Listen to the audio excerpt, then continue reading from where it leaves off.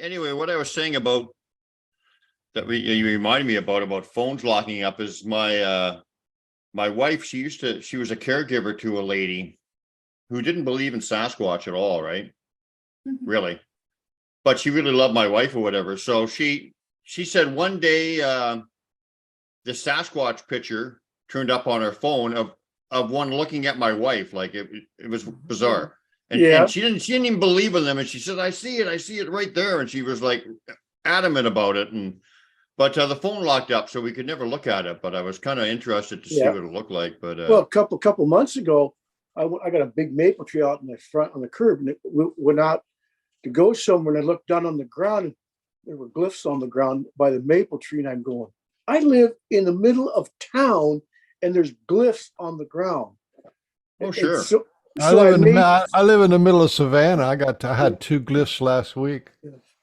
They left me some glyphs, so I made a welcome one back at them, and then for like a week there were glyphs there, and then they disappeared. And I'm going, well, maybe somebody decided to walk through Tacoma and visit everybody. Yeah, but well, I mean, they're not far. The Bigfoot aren't far from Tacoma, and they've seen them on the waterfront and on the outskirts of town. And I was shocked when I saw the glyph. Yeah. Well, we got to remember, Bigfoot are really mobile. They get around. We got to remember that they leave them anywhere. I've had them like right beside my car in parking lots. They've left them at my house. They left them in my house. You know, like it's not uncommon for them to come to your place and leave glyphs. At least from my experience. I haven't had any left in the house, but we've found them on the parking strip outside, and that was all right. And I take this walk. It's about 4 miles, and every now and then when I'm taking the walk, it's all on the sidewalks, and all of a sudden I'll look down on green strip or right in the middle of the sidewalk, there's a glyph. So I guess they know I take that walk. Oh, absolutely. You guys know the French word for why? I'm trying to think of what it is. Anyway, it's a unique word, and like this is the wild kind of stuff that they can do. Like, so my wife and I are walking along the sidewalk, and this kind of stuff happens all the time.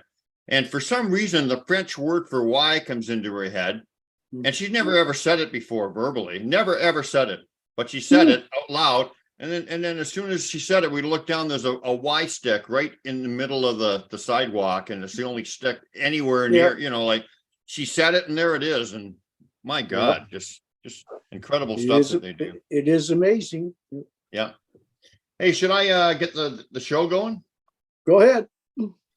Well, you've been a guest before, Lynn, so you know my little crazy spiel. So don't be shocked there, Mike. I watch the show all the time.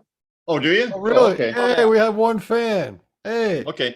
Hey, I got a new spin on it today. So, hello, everybody. My name is Port Cunningham, and I'm here with the world's handsomest man, Frank Oliver Beans. This is the Pork and Beans Show, and you know that what? That's good. The same way you always do it. What was different? Well, he started laughing. It's serious stuff. Anyway, we are joined today by Lynn Gaspaire. You notice I said that properly too. You did. And you did. And Mike Hazenberg.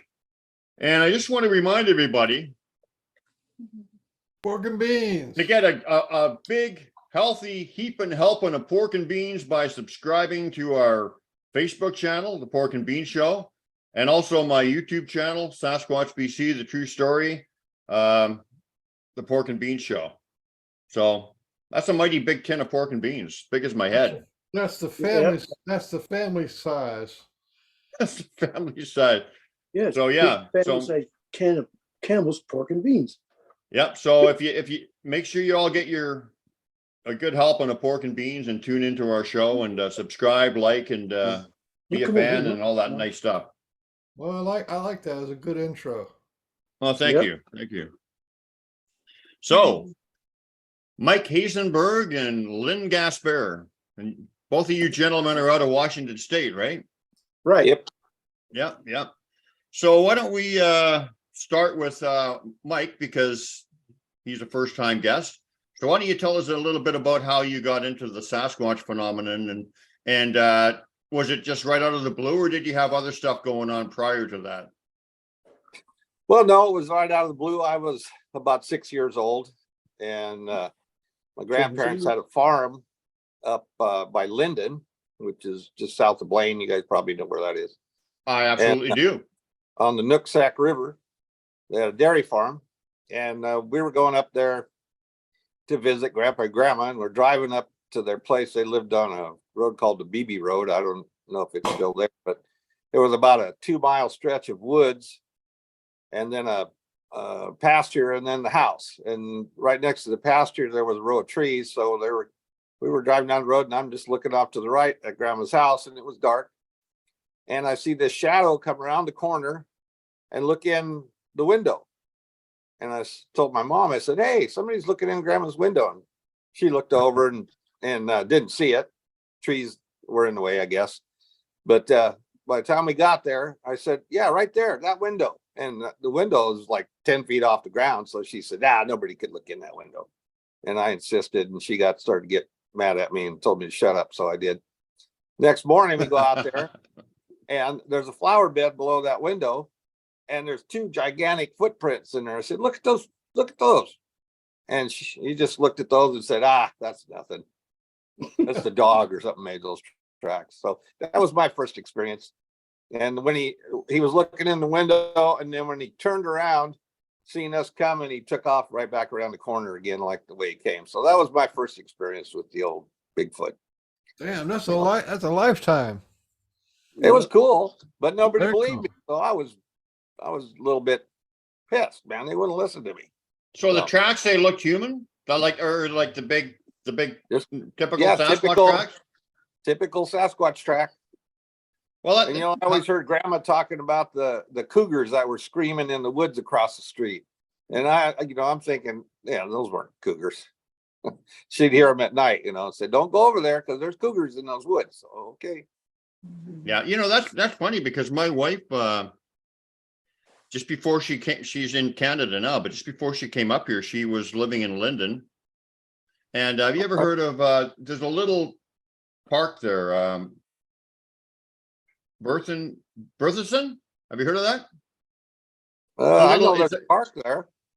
It's a little. It's just a little place where these people, like, they donated the land to the community or whatever, and it's just a little place with trails and stuff. It's not that big, but there's all kinds of Sasquatch evidence in there, like glyphs and. But then again, they follow you if you're connected to them. They'll follow you wherever you go. So, when I say there's all kinds of Sasquatch activity in there, it could also have to do with the fact that she was going in there a lot, and myself. So, but anyway, you never heard of Berthenson, eh?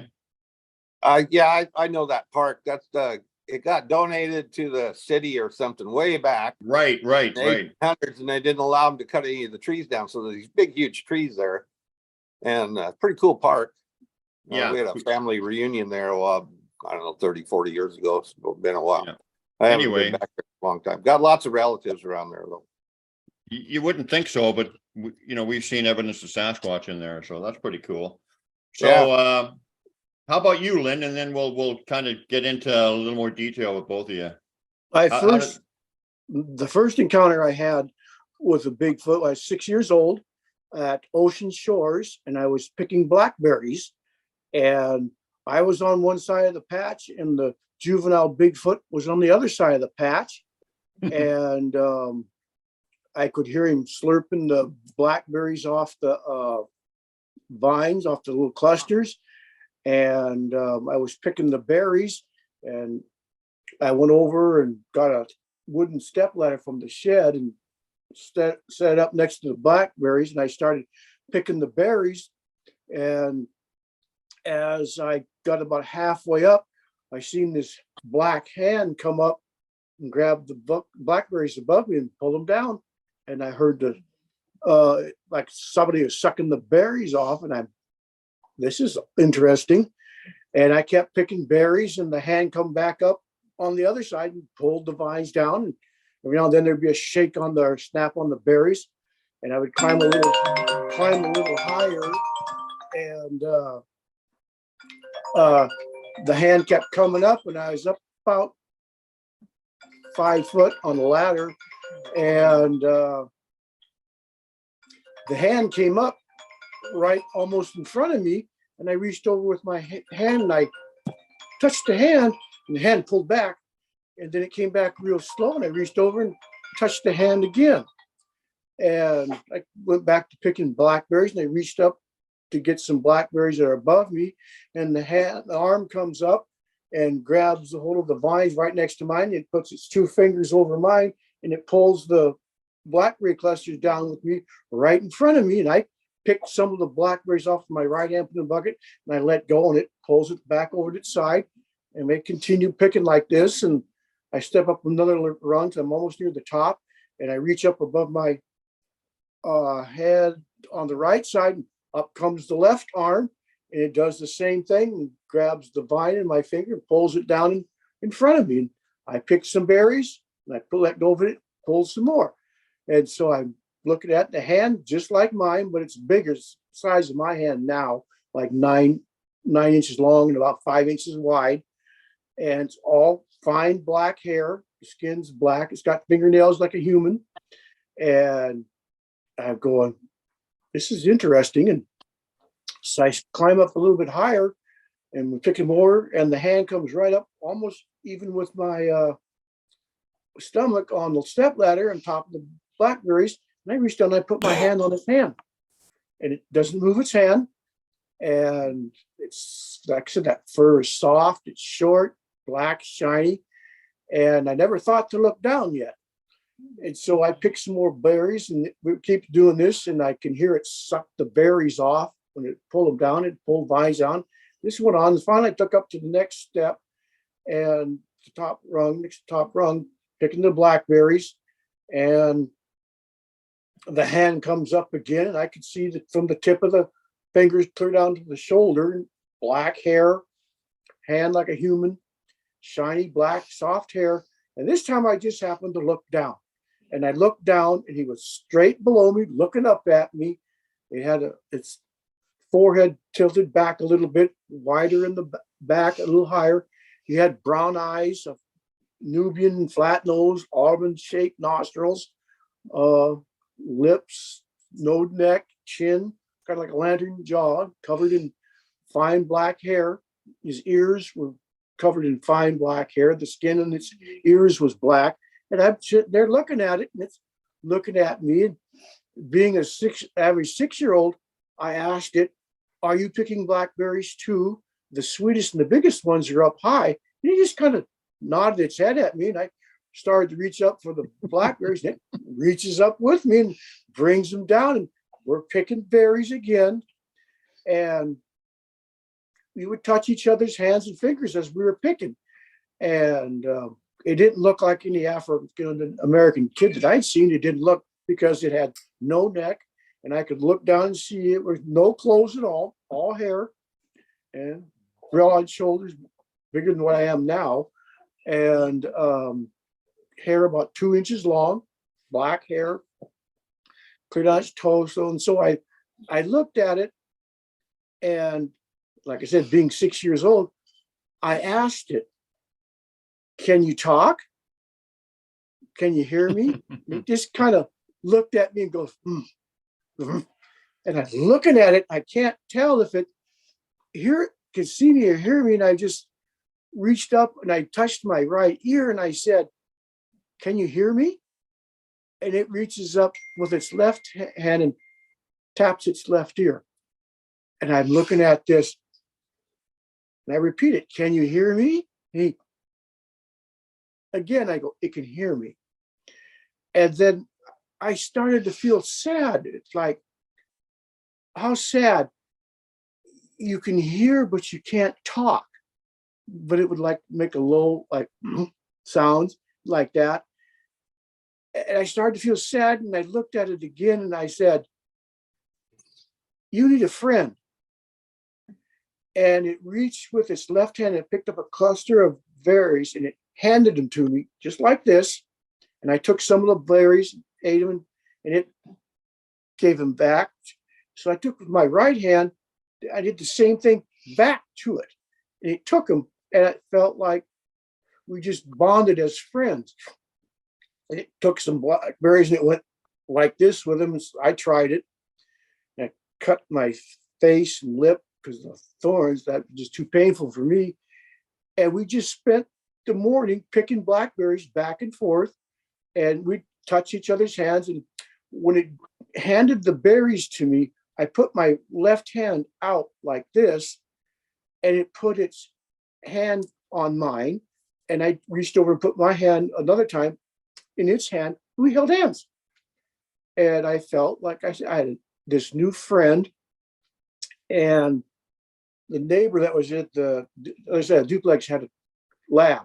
And all of a sudden the lab come out snarling and barking. And I turned real quick to the left and the ladder went right and I went straight down. And I could hear the lab and the berry picking friend growling back and forth. And I'm going, oh, I'm still sitting on the ground and I hear people yelling and the Bigfoot comes out on two legs out the right side of the end of the patch, and he's going to go underneath this fir tree because the trail goes underneath it, and it reaches up right-handed, snaps off this 4-inch thick dead branch, hits the ground, breaks it off, and it turns like this, and it's looking right at the dog. And I figured he was going to whoop that dog a good one, and the dog backed off a little bit, and this time the owner's out and he's calling the dog. And my mother and grandmother come out there because I'm still sitting on the ground. He goes up the trail and steps off the trail by a stump in a big tree. He's squatting down. I'm on the ground. I'm looking right at him. The adults don't see him. They're not looking for him. And they get the dog over. My mom and grandma get me up and they pick up my berries and they say, what's going on? And he said, well, there's a bear. And the dog growled at it and went after the dog.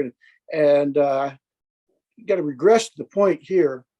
What bear runs on two legs, reaches up with a right hand, breaks off a branch, and then at shoulder level and like this, turning from the waist. And it was about 6 foot and 6'6". I figured it was a juvenile male. I mean, you could see him, but the adults didn't see him, and he just stayed there. And as I got up, they walked off. I looked. So they took me in the hotel room, and my grandfather comes over and he says, describe what you saw. And I described it to him, and they go, does he know what a bear is? And he says, he knows what a bear is. He says he's not describing a bear. And either the sheriff or a game warden came in, they called. And my grandfather asked me, describe it. And I says, it's got nose, it's got eyes, it's ears, it's covered with black hair, and it looks like it. And he says, well, does it have a snout? And I go, no. He says, what's his nose look like? And I point to my grandfather's nose. And he says, a nose like yours, only what? And I said, it has ears here on the side of its head and had a chin. And that's the one. So they said, go take a nap. And I said, well, I had almost 3 buckets of blackberries, and they brought in 2. And my uncle and them went out to get the blackberries, and they walked around the back side of the patch and up where the ladder, instead of being open and flat down, it was closed up, leaning up against the patch because it was open on the side when I fell off the ladder. And they walked around the back side of the patch, and there on the ground was a set of footprints that were 14 inches long, about 6 inches wide, going through the back side of the blackberries, down the trail, stepping off where I said it stepped off, and there was the stick laying there on the ground that he broke off. And the tracks came back to the grass, and they looked, and the 3rd bucket of blackberries was set right up, and just about all the blackberries were put back in the bucket. And that's what I realized that was a Bigfoot. They told me, and it wasn't an African kid, but that's when I first encountered him and been friends with him and have had encounters with him clear up until this year. Wow. That's Pretty cool. pretty, that's pretty intense, Yeah. encounter, man. So, yeah, they already had you pegged as a friend even before that guy. I mean. Yeah. Yeah, I had to have. I mean, you wouldn't Yeah. have been holding hands and doing all that stuff No, otherwise. that's That's, that story is written in Tom Cantrell's book, Sasquatch, Face to Face, Chapter 9. I wrote that chapter. Yeah, well, I can see It's why it would classic. be. It's one of the great ones. Yep. So glad you Yeah. always come on here and tell everybody, because, you know, that's the real deal. Did you see that individual again? I have not seen him again, but I've ran into a couple people, and about 6 months ago, I was at the Safeway store, and I had the same hat on, and he said I was down at Ocean Shores. He said but it's duplex motels. And he says there's black people. He says I walked down around. He says they're standing there looking at me, which is 8-9 foot Bigfoot male looking at him. And I said that was probably the same one I saw. I figure he lives there in that area. Yeah. So what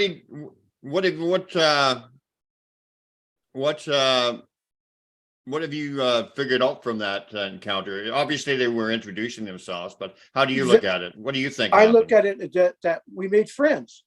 The Yeah. exchanging of the blackberries was berries are a significant food source to them. And it's the ultimate gift of friendship if they give you berries, huckleberries, blackberries, any type of berry that they exchange with you, they're making friends with you. I know of another encounter where a girl walked up on a mother and a baby picking huckleberries, and she walked off. And then when she came back the next day, the Bigfoot left 3 branches with huckleberries on the log for her. Yeah. So it's a gift. Yeah. And I've never had an aggressive encounter with a Bigfoot. And to No. date, I've had 14 up close and personal encounters with Bigfoot. Wow. Wow, Yeah, that's like that's a record in some people's book. I remember my wife and I were picking what were the berries you said again? Huckleberries. Yeah, the huckleberries. And yeah, we were left one single huckleberry, but that was a validation of a bunch of other stuff they did just to. Mhm. But yeah, amazing. That's an amazing story. So, Mr. Hazenberg. Yeah, So you were 8 when this happened, right? 6. Oh, you were both 6. Yes. Yeah, 1959. That's kind of cool. Yeah. Bigfoot like children. They love Oh, yeah. children. They're not afraid of children. Yeah. I believe that kids have a much easier time interacting with them. I think the innocence of a child or whatever it is, but they get close to the kids easier than they do grown-ups. Yeah, probably because we're not afraid, we're not afraid when we're children, because we're not taught to be, maybe at that age, to be afraid of something that apparently doesn't exist, so. But so you were 6, you were both 6. That's interesting. And when did you Mike, when did you realize that what you were looking at was a Sasquatch, and what happened? How did things develop from there? Well, always, every time anybody mentioned anything about Sasquatch, I would perk up, and look and see what they were talking about. And then the Legend of Boggy Creek came out, and that was the clincher. I was in high school, and then it was we got to go look for Bigfoot. So that's how we spent our weekends up in the mountains, driving around looking for Bigfoot up there, or Sasquatch, and it was fun times. And finally, one afternoon we were up fishing, and I saw another one, and that was pretty cool.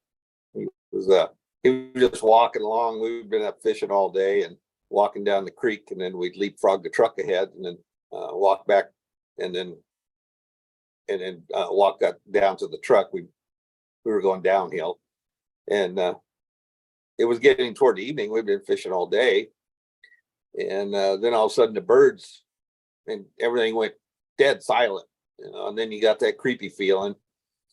And so I looked over at my buddy and he motioned, let's go back to the truck. So we did.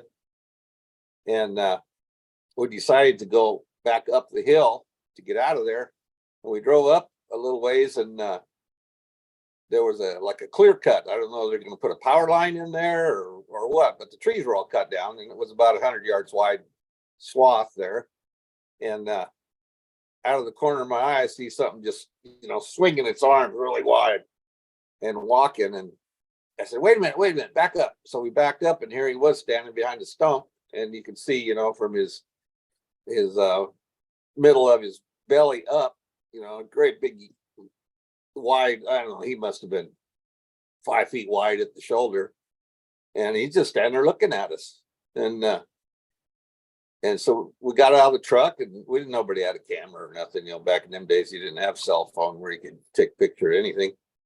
So we just looked at him and he would kind of look off to the left and then he'd look off to the right and then he'd look down at us and we were yelling at him, hey, and he'd look down and kind of glare at us.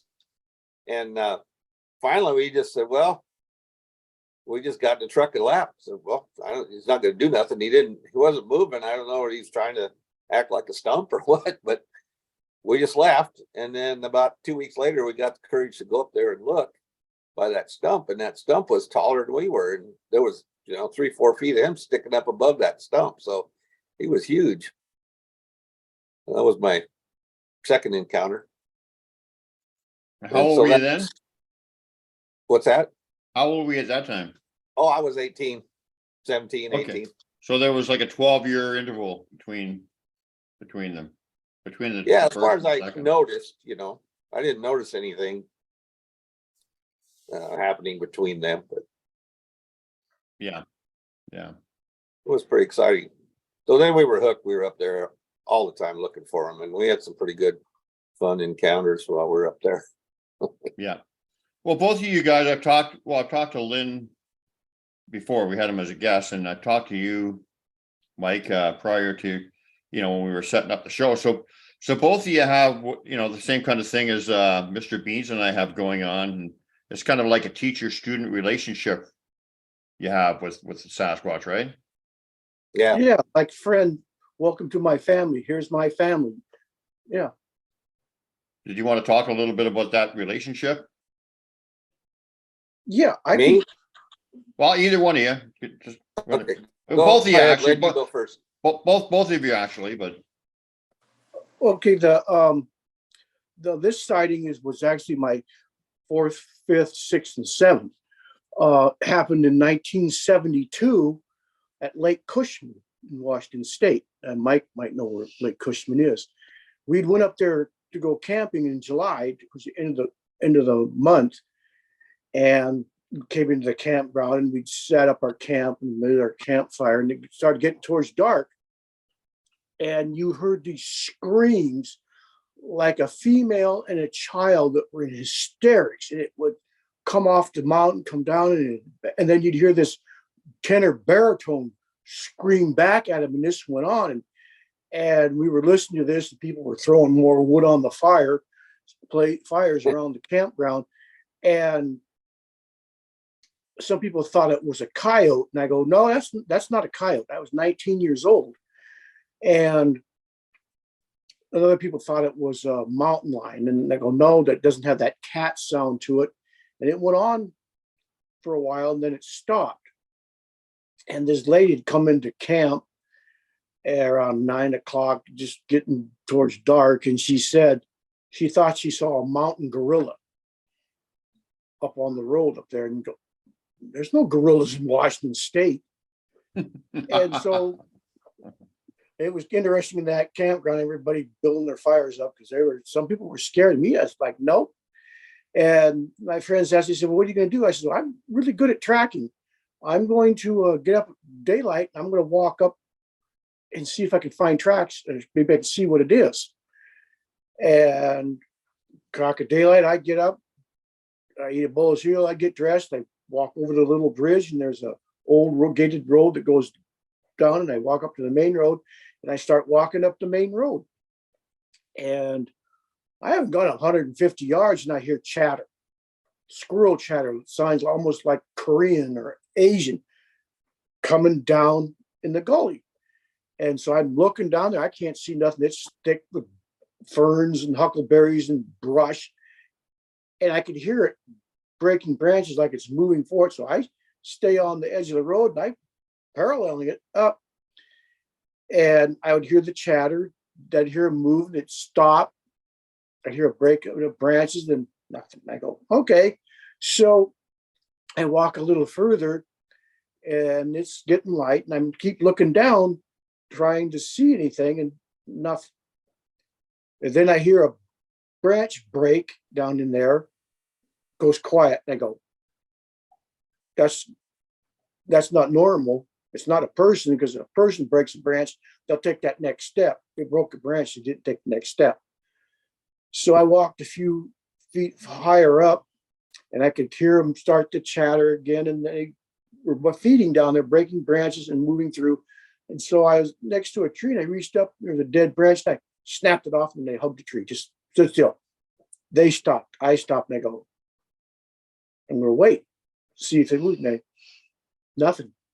And a few minutes later, it starts going again. So we keep going up the road and I keep looking down in this gulch and there's a thin area and I'm next to a tree and I look and I see two heads, blonde, wide in the back, bouffant-like hairstyle, blonde over brown hair, but they're facing away from me. And it goes down, the two of them, they go down over the hill. One's big.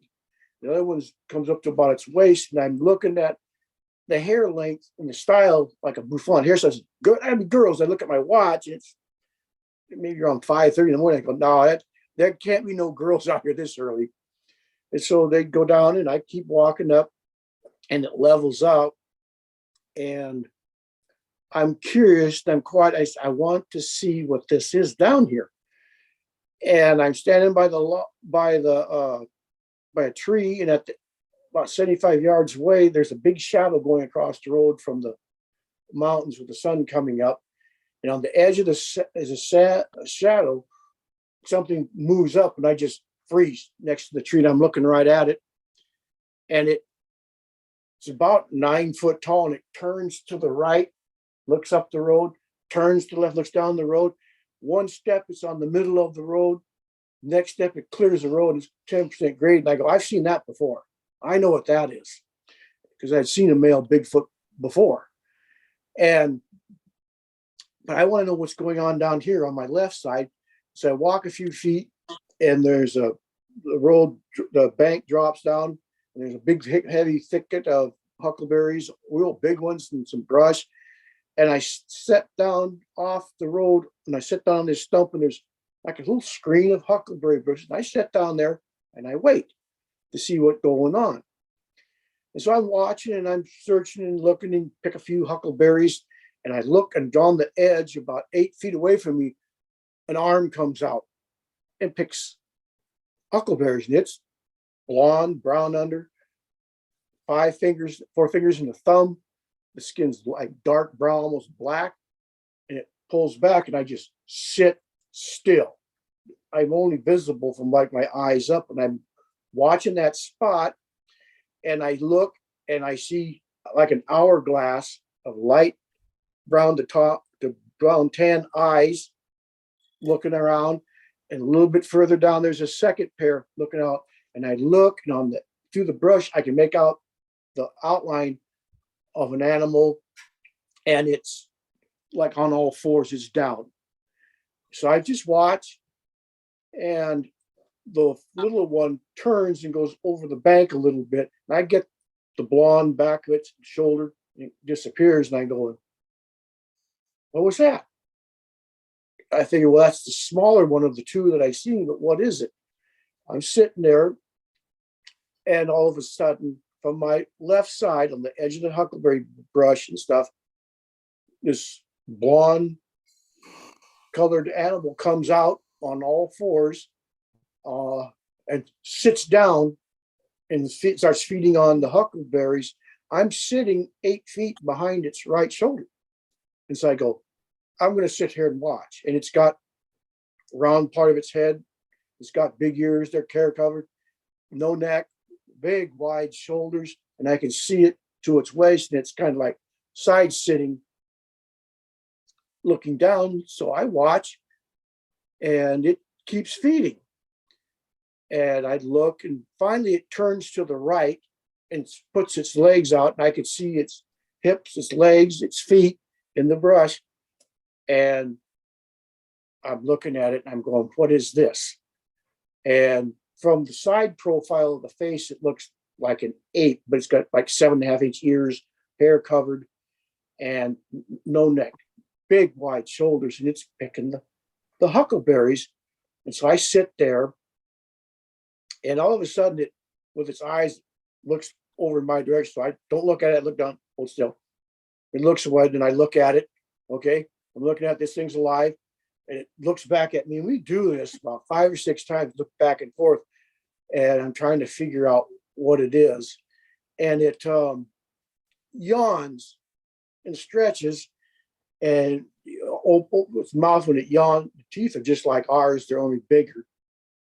And I yawned. I go, oh, because I remember watching Jane Goodell and Diane Fossey that apes like gorillas, that they show aggression by baring their teeth. So I didn't want to do that, and I just looked down, and I got a yawn again. So I go, and I look with my eyes, and she goes right back at me. I go, she sees me, she's looking at me, and we yawned a couple times back and forth. And I just sit still, just don't look directly at her. But like I said, I'm only 8-10 feet away from her. And I could tell it was a girl because she turned sideways and she had breasts. And she could put Dolly Parton to shame.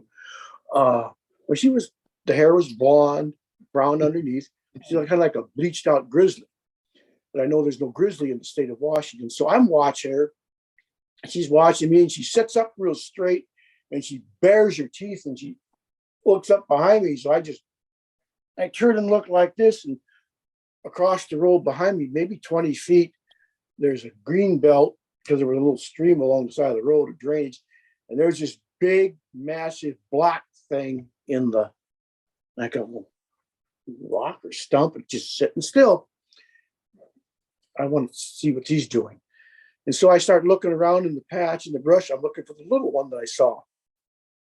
And the female, like this, chewed huckleberries and huckleberry leaves. You can eat the leaves too. And she reaches out like this towards this clump of bushes. And I look like a stump there. And the stump moves and it goes off down the floor. It reaches out, takes the berries and into its mouth. And it's a toddler. It's little, only 3 foot tall. And I go, that's not the same one I saw this morning. And it dawned on me, okay, there's 3 of them there. One behind me, there's 4.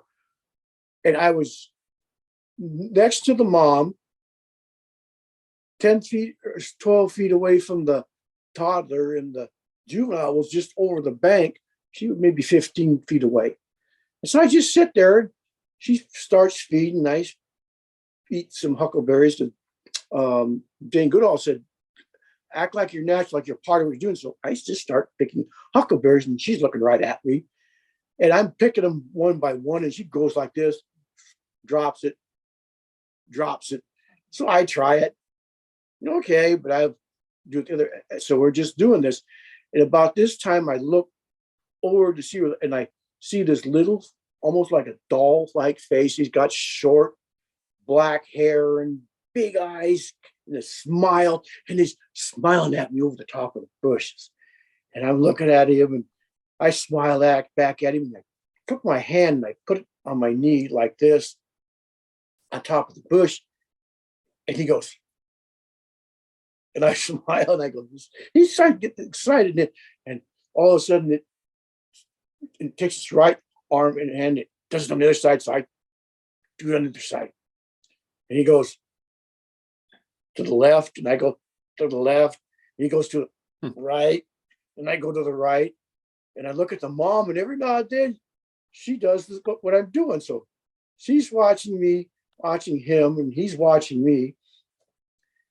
And so one time he sticks his foot out. So I stick my foot out and I'm just playing with him.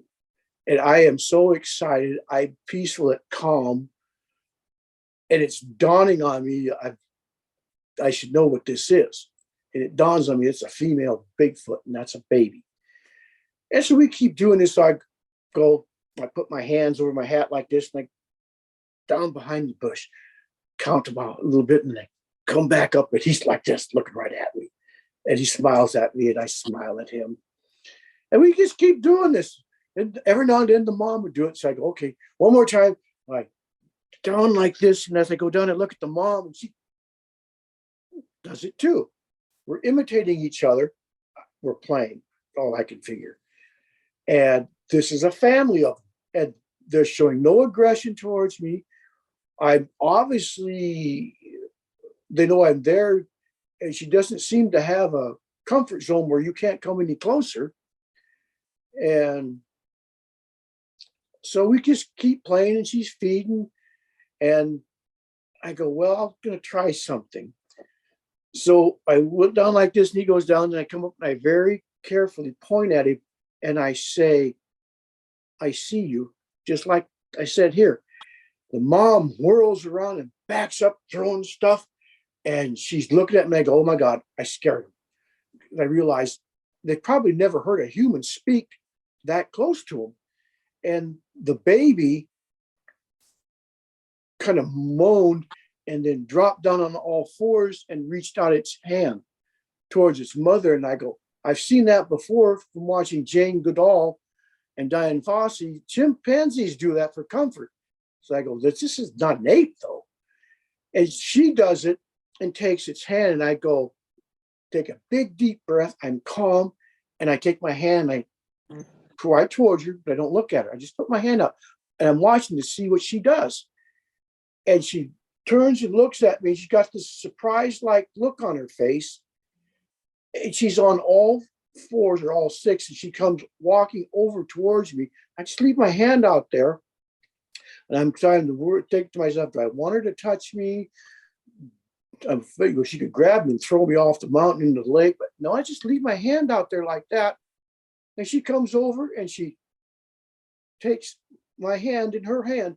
Now my hand is like 5 inches wide, and it fit between the joint of the thumb and the first knuckle. I mean, she had big hands. She goes like this, and she holds my hand, and she like this, and she looks up right at me, and I look at her, and for some reason, I just said, I'm sorry, I didn't mean to frighten you and the baby. And then I took my hand out of hers and just put it on my lap, and I just sat like this, looked directly at her. And next to my foot, there was a 3-inch round stump, and she reaches over and goes, taps on it 3 times. And I reached over and I tap 3 times, and I said, she wants my attention. And sure enough, she squares around, and I turn and look. Our faces are maybe that far apart, and I'm looking right at her, and she's got human expressions on her face. There's a line that comes like this, and a line that comes like this, very fine mustache, hair all over her face. And I estimate her age by that in comparison to Patty. I think she's around 27 years old, because Patty, I figured, was 30. She wasn't fat like Patty. She had more of a muscular physique. And then I look at that, and she sits down next to me. I can reach my arm out and touch her. She can reach her hand out. We can touch and hold. And I am just so excited, and I'm at peace, and I respect it. I just sit there, no fast move, and calm. And she's sitting down next to me. I'm 19 years old. And people say this creature is not supposed to exist. And I'm sitting within arm's distance of her. And the toddler's still in the same spot. The big male was sitting still behind me. And all of a sudden, the little guy, he stands up and he grabs the bush and he goes like this. And I grab it and I go back at him. And the mom looks over at it, and it looks at me, and we do it again. And she looks at me and looks at him, and she's sitting down, and she kind of like rolls her eyes like, will you two kids grow up? And I look at her and I go, obnoxious big sister. Just talk to her. The only thing that came to my mind, because to me, she came across as an obnoxious big sister, but she was the mom. And we start doing the playing back and forth again. And I'm looking for the juvenile. I don't see it.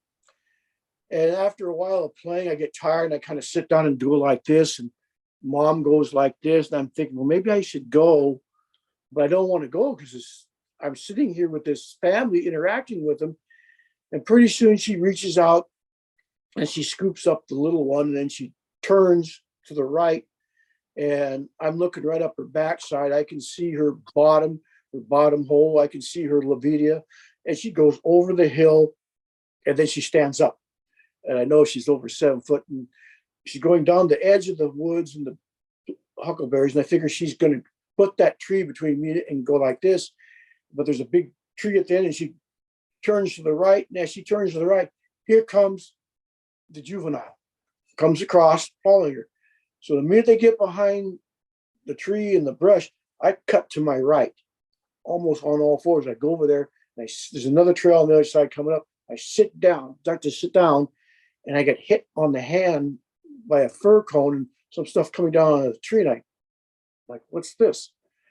And about this time, I hear this, whoa, and this snap, and I see a dead fir snag go down.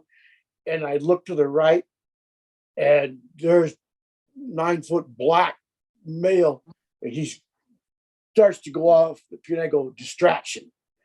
I'm not going to go that way. So I turned and looked back to the left because the trail that they would come on would come around in front of me. And 10 feet away from me, there's the blonde colored face, brown over brown, juvenile, female, Bigfoot standing there. Her head's down a little bit. She has like this bashful look on her face, like, and I look at her, make eye contact with her, and she just whirls around and runs down the bank and goes off and around. About this time, this big blonde blur comes shooting out and takes off running. And it's taking 12, 14 foot strides like this. And there's a thicket of Douglas fir saplings and some aspens. She goes through them like we walk through tall grass, and she's stepping over logs and stumps that we'd have to climb over. And she runs down about 50 yards below me, turns and looks up the hill at me, and I could see the breath coming out of her. She's standing there peeing, and I'm going, I didn't scare him. Whatever that was that, threw the thing down was the daddy did it. You did it, daddy, not me. And I'm looking, okay, where's the toddler? Where's he at? And so I traced back along her line of running. I don't see nothing. I looked away, he with nothing. And I'm looking around, and she making a vocalization. I can't make it out, but I can hear it. But she's looking right at me, and I look at her, and I stand up, and she looks down.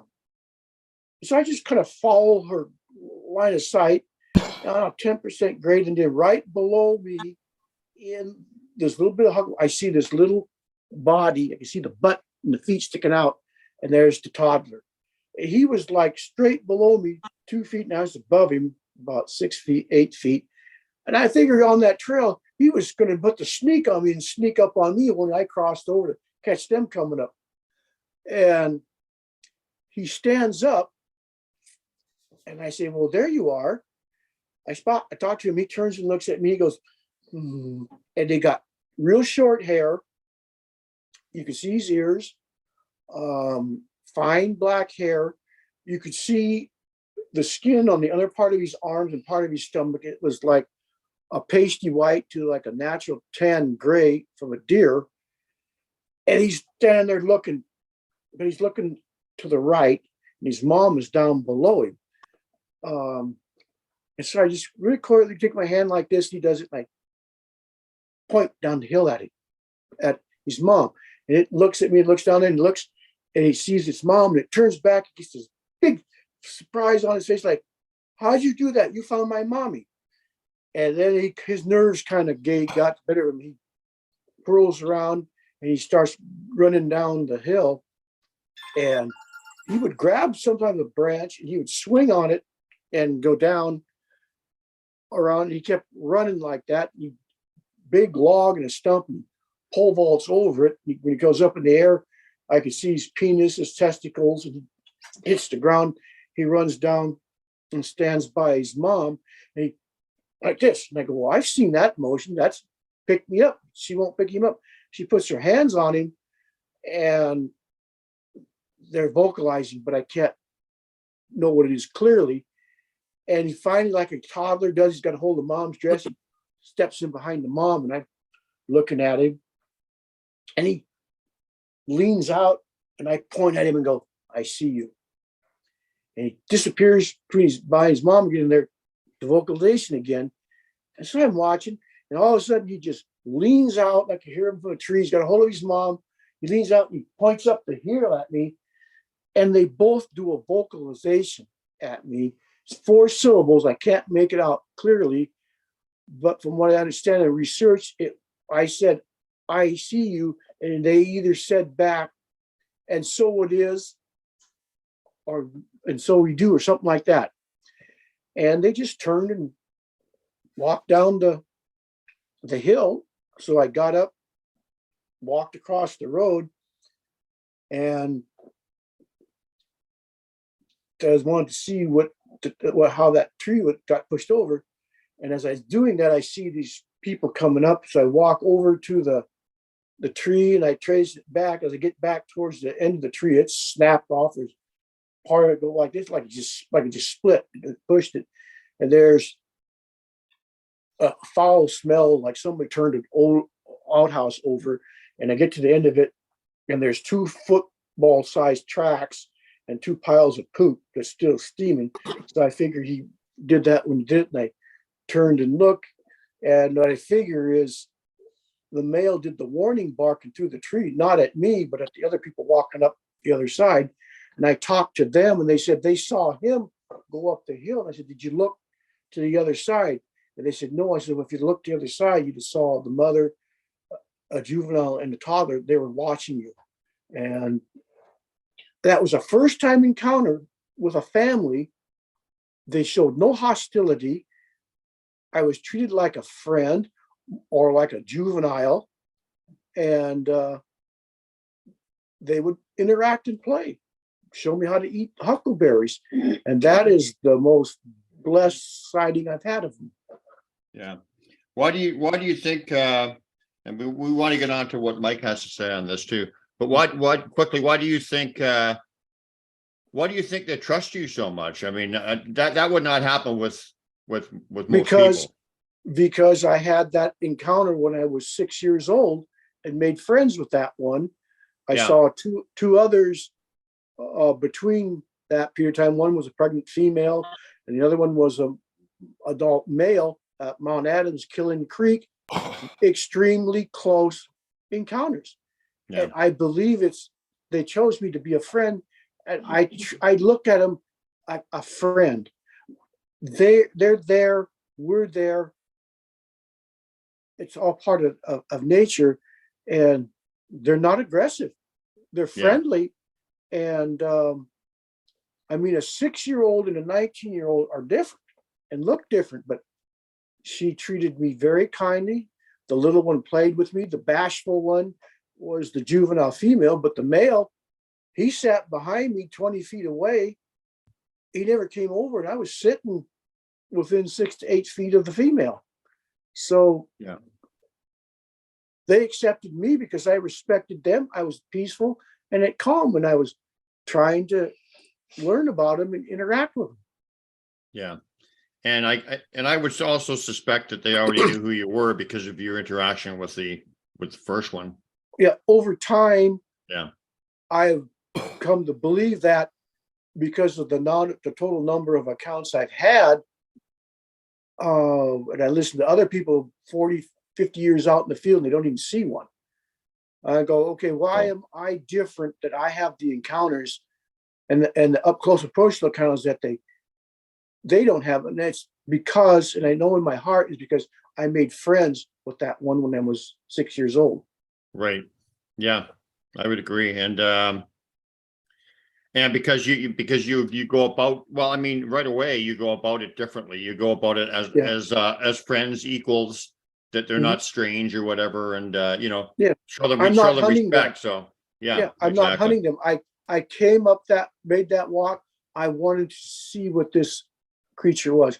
I wanted to see what it was. I wanted to, up close and personal, where I could really identify it, describe it, and to understand to myself what this was. And it's not a giant wood ape. I know people think they are. They're not. They're not bloodthirsty monsters. They are very friendly. To me, they are a separate species. They're a human ancestor on the same line of evolution. Yeah. Okay. So, yeah, beautiful. So, Mike, I think the question, I can't remember what the question, I think it was, teacher-student relationship. So do you want to talk on that? Yeah. I think that as far as teaching us, it all comes down to mind speak, and they do that. I don't know. A lot of people don't know what that is, Yeah. but they know. They know if you're peaceful or not. They know if you have ill intentions for them, and they know. They know that we know. So if you have interactions with them, I think they just read that. And I've never had the up close and face to face and interactions like Lynn had, as far as touching them and whatever. But they've been really close a few times, like right outside my window.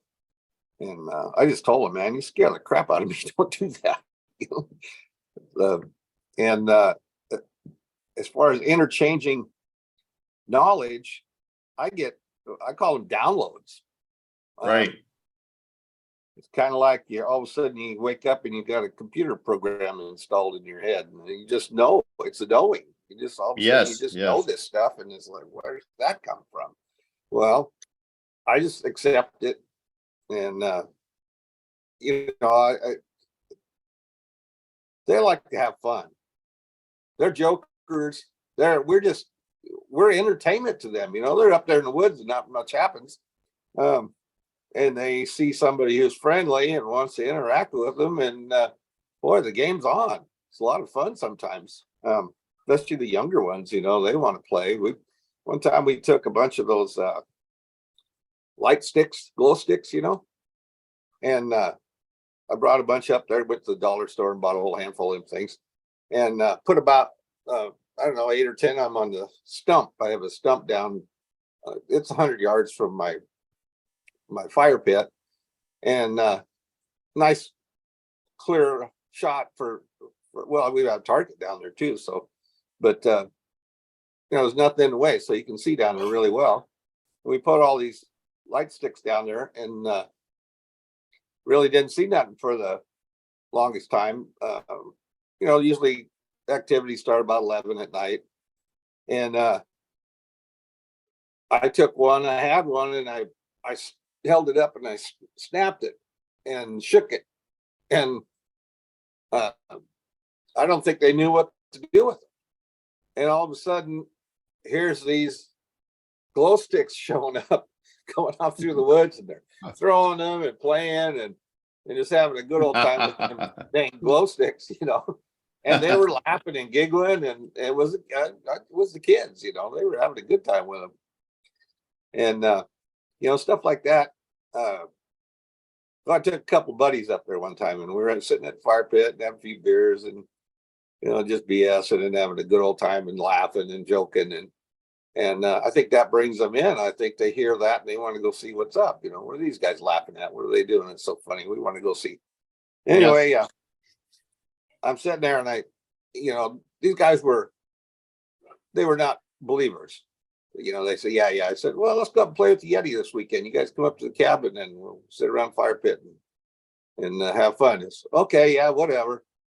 Anyway, I usually take apples with me, and I've got this apple in my hand, and I could tell they were there, and I just pitched it out there in the dark. And we're just sitting there and we're talking. About 5 minutes go by, and here comes this apple, and it rolls right across the floor of my fire pit. It's got a concrete floor. Rolls right across the floor, and it rolls right up and stops right between my feet. Wow. And these guys looked at me and they said, "Holy shit, man." That was funny, man. Were they believers after that? Oh yeah. Yeah, they were believers after that one. He really is here. I said, yeah. He's Yeah. watching us right now. They wanted to go to bed after that. I said, okay, we're done. So I'm just interested. You said you could tell they were there. How could you tell they were there? By energy, or you could feel them, or how Yeah, I did you did know? feel them. Feel the presence. Yeah, they're there. Yeah. Yeah. Yeah. I used to get like an energy, and early on it's evolved, but it used to be like a third eye kind of thing. Right. And you just knew they were there. And I'm really interested in because that's my experience too, Mike, as far as the downloads and just knowing and whatever. And so what were some of the things that they taught you with this knowing? Because that's really profound stuff when they're teaching you with downloads and things of that nature. Yeah, more of their family relationships, what they're doing. Really not anything like the world's gonna end tomorrow or anything. I tried to ask them about UFOs, and they really didn't want to say much about that. I asked them all kind of questions. A lot of the stuff they don't want to tell me, and it kind of bothered me there for a while. But I thought, well, maybe I'm not meant to know that stuff. I really can't think of anything really in particular, other than it was more like in my dreams when I'd be interacting with them in the dreams, and I don't know whether I was just dreaming it or maybe I wasn't really with them. But I think they were with you, because I've interacted with them in dreams, and they've actually given me answers to things I was questioning before I went to sleep. So there's no question they interact with you in the dreams. But anyway, so go ahead. Well, all I have is more experiences. I really got to kind of think about it. The guys would come up and everybody in the whole family had experiences with them howling and screaming, and then the hoots, they make the little hoots and the chirps and stuff. That was a lot of fun over the years. But now they're kind of like they're not there. I mean, they're there, but they don't hang around. I haven't been around there much either, but I started doing some glyphs back there at where the target is, and I haven't been back to look at what happened with it. I made a heart, and my grandson sent me a picture of the heart that it was opened up.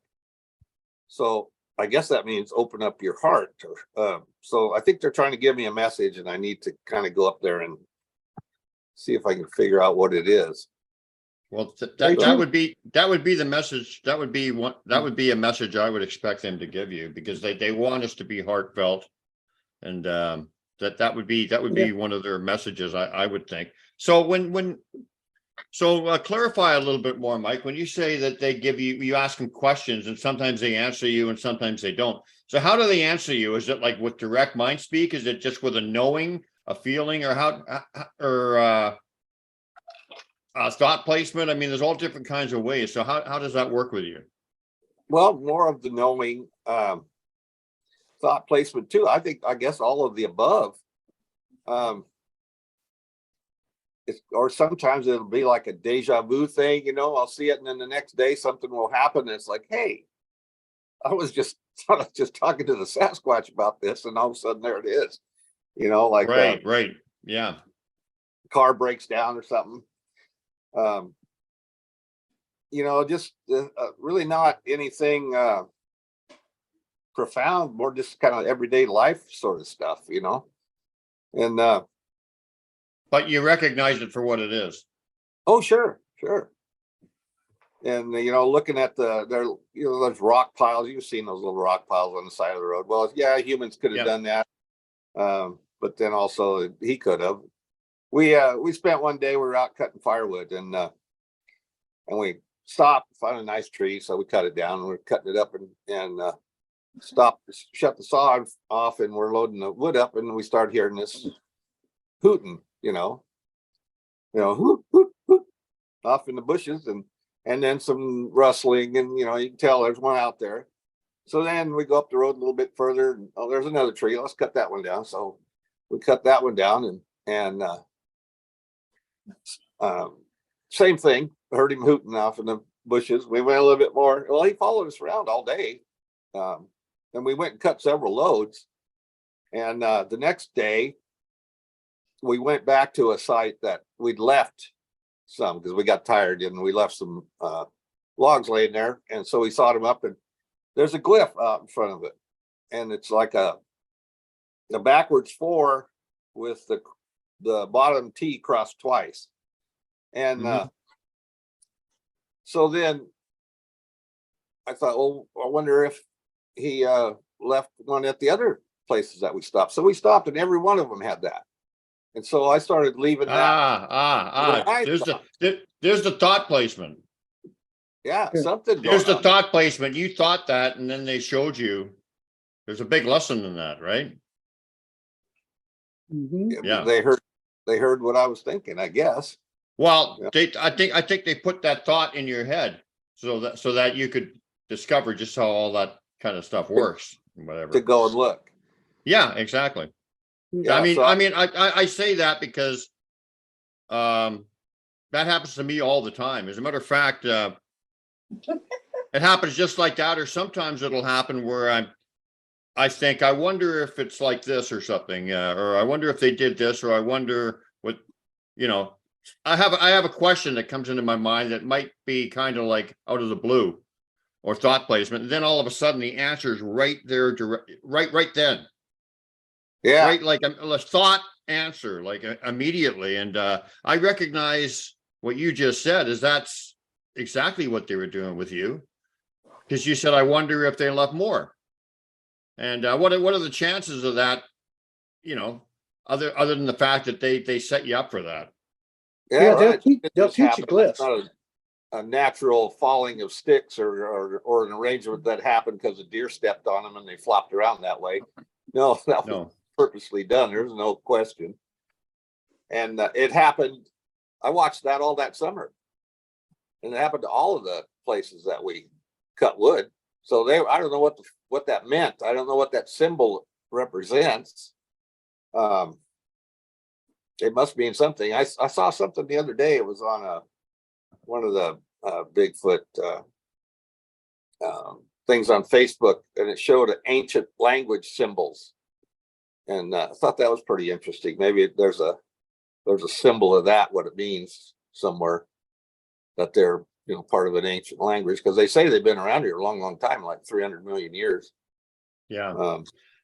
Yeah. My experience with the glyphs is that that's not that important to me, because the glyphs are the glyphs that they leave for me, and I communicate with them back and forth. The meaning is personal between me and them.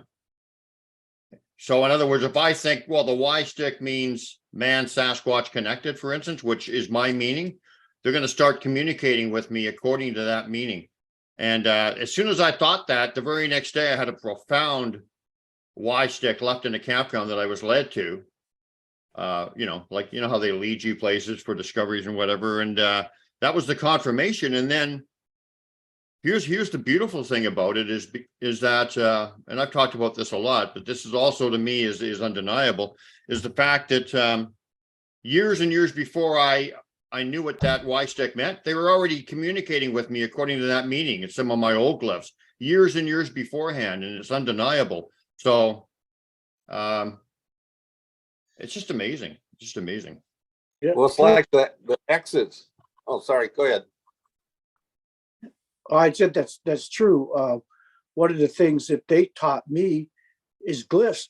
Look at a glyph, and people say they don't know, and also it's like it jumps up off the ground, and I know what it means. And I'll make a glyph back, and sometimes they'll answer it, sometimes they won't. In October of last year, I put out some glyphs just when I got to camp.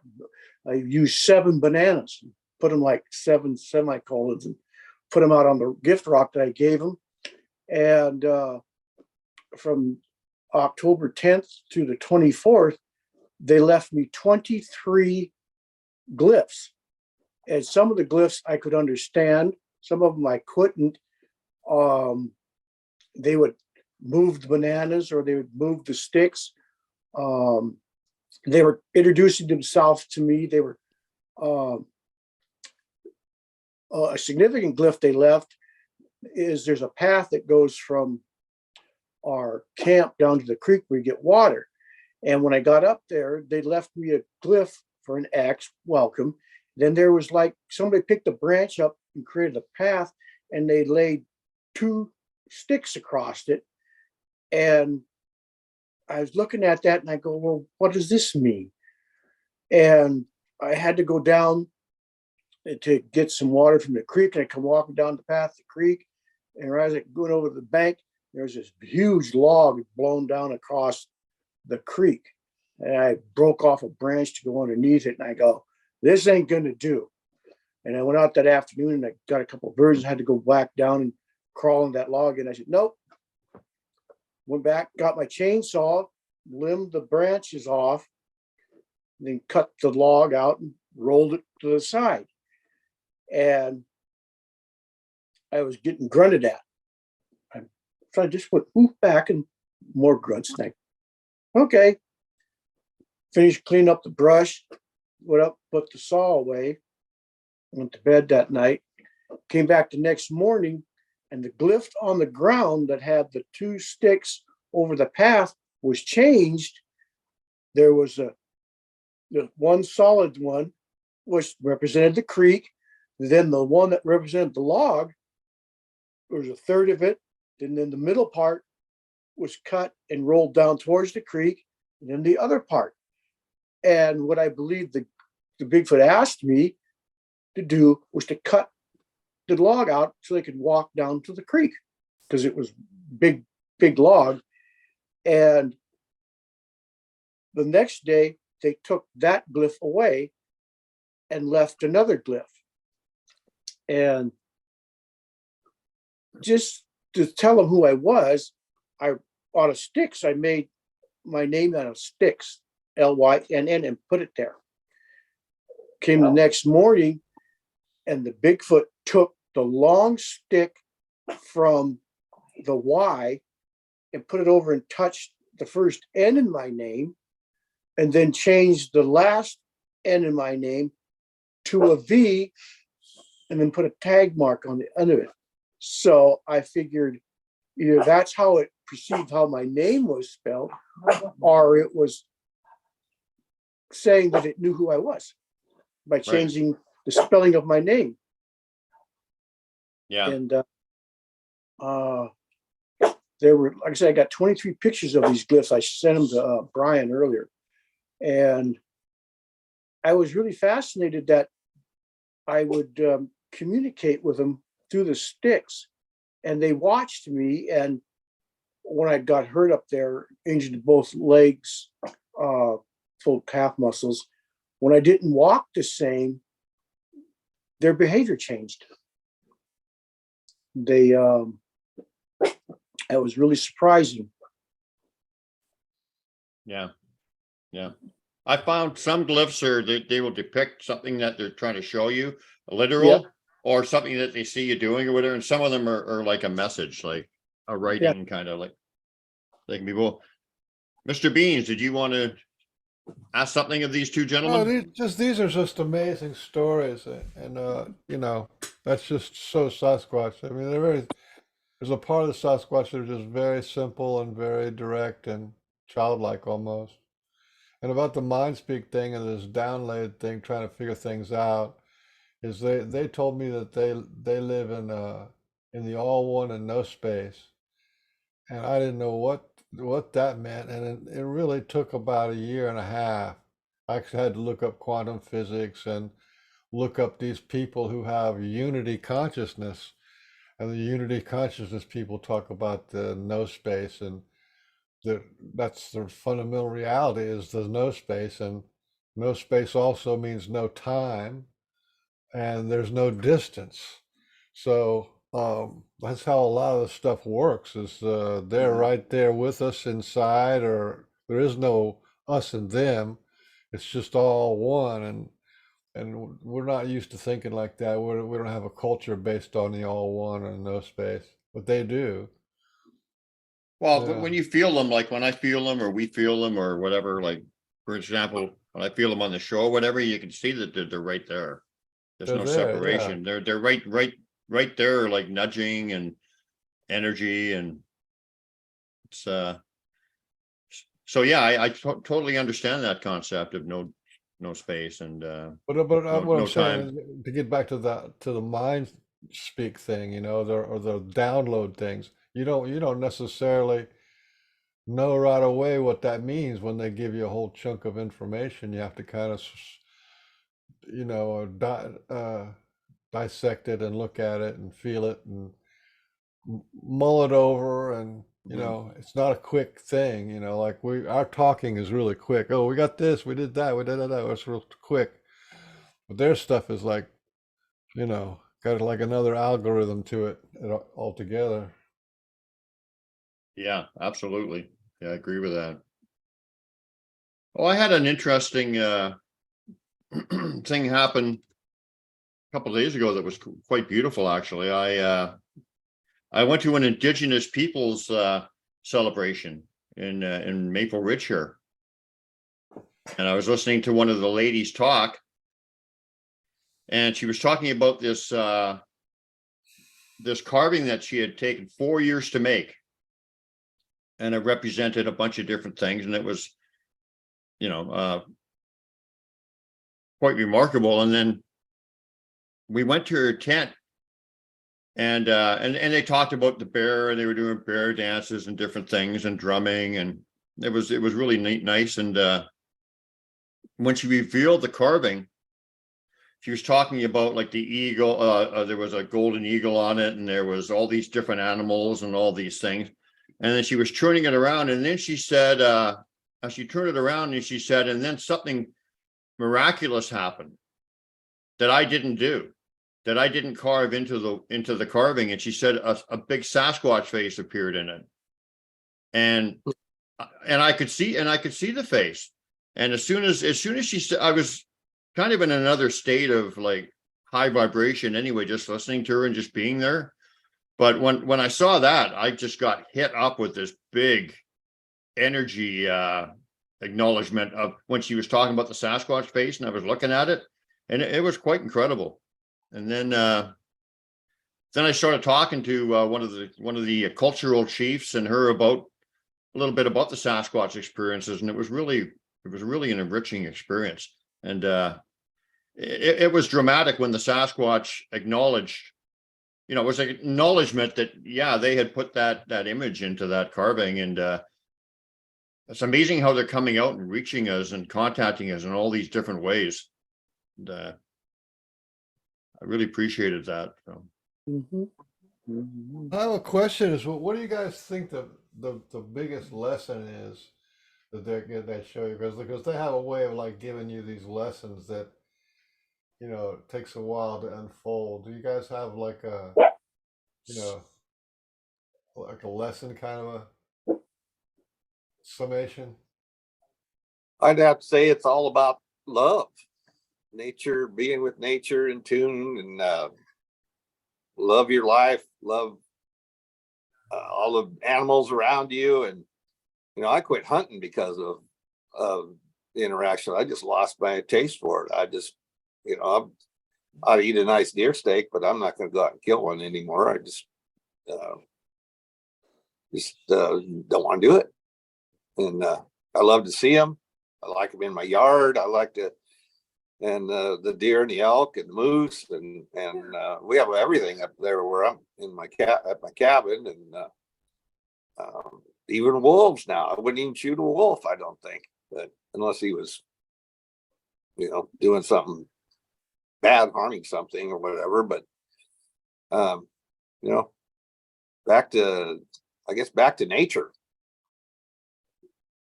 That's So am I, that's pretty good. am I picking up that, sorry, am I picking up that it's just that you respect nature and the fact we're all connected kind of thing more often, more? Is that what I'm picking up from what you're saying, Mike? Right. Yeah. Hesitate to cut down a tree because the tree's alive. Even weeds. I don't even pull weeds anymore. I wonder, what's that weed good for? I mean, you can make medicine out of a lot of them, My wife had a really important lesson from the Sasquatch one time. It's profound. She was looking at this beautiful flower on the side of the road and saying how beautiful it was and saying, oh, I love you and all this stuff. And this is right in the beginning of some intense lessons she had. And then she saw this weed right beside it and felt real compassion and love for the weed and felt bad that she didn't acknowledge the weed as something worthy and beautiful too. And it was more than just, it was really a deep experience, involving energy and knowing and all this stuff. It was more than just her thinking, oh, I should have acknowledged the weed. It was a powerful lesson. And we put ourselves above things, which, I think when we learn or into this relationship with Sasquatch, that we realize that we're not above everything. We're just part of everything. And right. Everything is valid and everything is,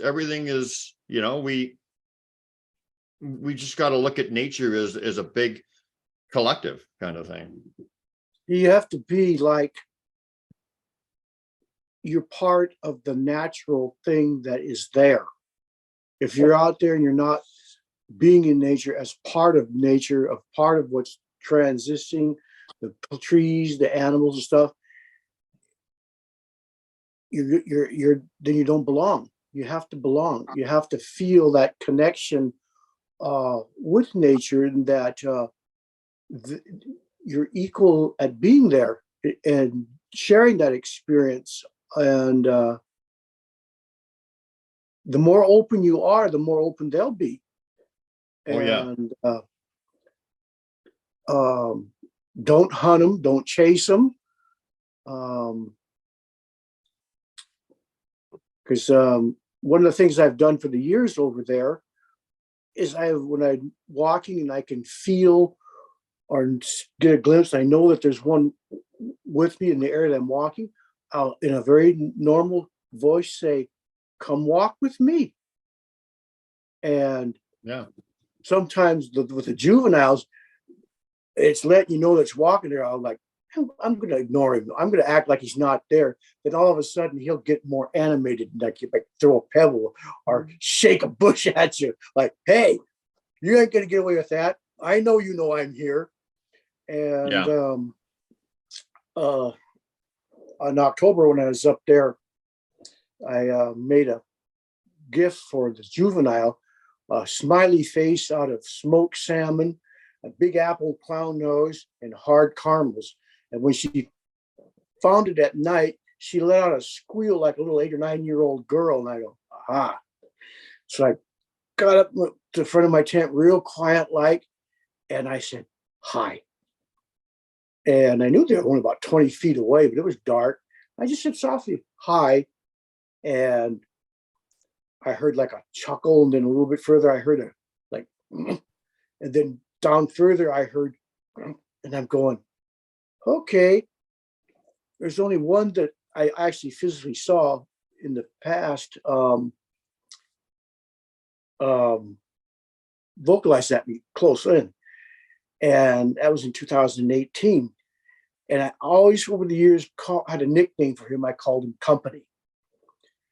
And so when I'm out there and I'm listening, and in a normal voice, I say, come walk with me. And boom, almost instantly, I get this excited vocalization come back. And I'm going, it's Company. And so I go, high company, and he does the vocalization back again. So he I believe he recognized my voice along with having seen me before. When I first saw him, he was like 5'9". The last time I saw him, he was about 9 foot tall. So they remember you. And if you do things in an area, like we camped there since 1951, I can almost pick the day that they're going to come around the camp, and they'll sometimes do vocalizations. Some people talk about they'll zap you. I wish they'd stop using that term. They do communicate with infrasound, and I've seen it twice. The last time was in October. I'd taken down my camp to go, and I needed to go up to the other camp and get some help to fold up my tent. And I was standing there, and it felt like somebody was vibrating my coat. And I turned and looked, and there was the juvenile at the edge of the woods, and she goes, woo, at me, and I could feel the vibration on my coat. And I go, infrasound. They're projecting it, and I'm watching her, and I woo back at her, and the mom turns and faces me, and she goes woo at me, but this time there's not the infrasound. They use that infrasound as communication between them and you, but it's line of sight, and it's not used all the time. Like people say they zap you. No, they don't. It's a form of the communication. It's a low vibration that can be felt, and it's line of sight. And then they moved a little bit further. They were going away, and they went woo, woo, and I went woo back, and I figured what they were doing, because I saw the female twice and the juvenile the one time. They see me set my camp up. They saw me take it down. I believe that they came to say goodbye to a friend. And I felt really good about that belief that, yes, they had been watching me set my tent up 10 days before. They watched me take it down. And to get my attention with that line of sight, they used the infrasound communication, where you can feel that vibration from that communication. And like I said, it's not zapping somebody, it's a form of their communication. And they don't use it all the time. Yeah. That's Well, whatever you want to call it. There's so many different varieties of it. I swear I probably had, and if I'd say 24 totally different experiences, that would probably be underestimated. There's so many different things that they could do with that. I felt where it felt like a scan going right up my body. I felt it where I was walking through like almost like a force field where I could barely walk. I felt it where energy was shot into my body and out my head. I mean, just so many diverse and varied ways that they use it. It's unique. Based on it's on the individual Sasquatch and the individual person. Because I know of one person that she actually walked between the mother and the juvenile, and the mother was using the infrasound to communicate with the juvenile, and she got disorientated from it. Low frequency infrasound affects people differently. It doesn't have the same effect on each person the same. It's different, like you were saying. It's different because they use it for different forms of communication. Some of it's line of sight to you. Some of it's, I'm telling this youngster to get out of the way or get under cover. You walk in between them. Yeah. Well, this is kind of a redundant question, and maybe I shouldn't even ask it because we kind of talked about it, but maybe just to clarify and to revisit it, for people listening or whatever, even though we've talked about this a lot. But why do you think people like us see them or experience them or are contacted by them and others aren't? We're chosen. They choose. But why? But what's the criteria for that? It's a learning. It's if you're not open, you're not respecting them, they're not going to communicate with you. If you're trying to chase them down, forget it. It's an individual thing. They're trying to relate to you and show you that there's a connection between you and them. And that if you're aware of it, you'll experience it and it will grow. From a glyph that they left me, they were telling me that there was a gap in the spiritual world between man and Bigfoot, and that if you don't use it, it'll go away. But if you use it and you continue to use it, it gets stronger. Like I said, I could go for a walk and I could feel them. I know they're there. And it's that if you're a spiritual person and have spiritual awareness, they're a spirit being too. And you'll connect. Right. I got Do you think? I got a different slant on that. Go ahead. I think that like whenever they connect with you, one of the things I notice is friends of friends. If you're, if I'm friends with Brian and I go out in the woods with him, then there's a way 100% chance, more of a chance that I'm going to get some kind of a connection to the Sasquatch people than if I just bump along out there by myself. So friends of friends is a big deal. Yeah. True. I've been feeling for a couple of years now that this friendship with them is like a forever deal, and they actually, when they get to know somebody, they take their time and they just read that person all the way into the future, and if they can see themselves into the future with you, like I'm doing a co-host on the Pork and Bean show, and that's relevant to them and to me.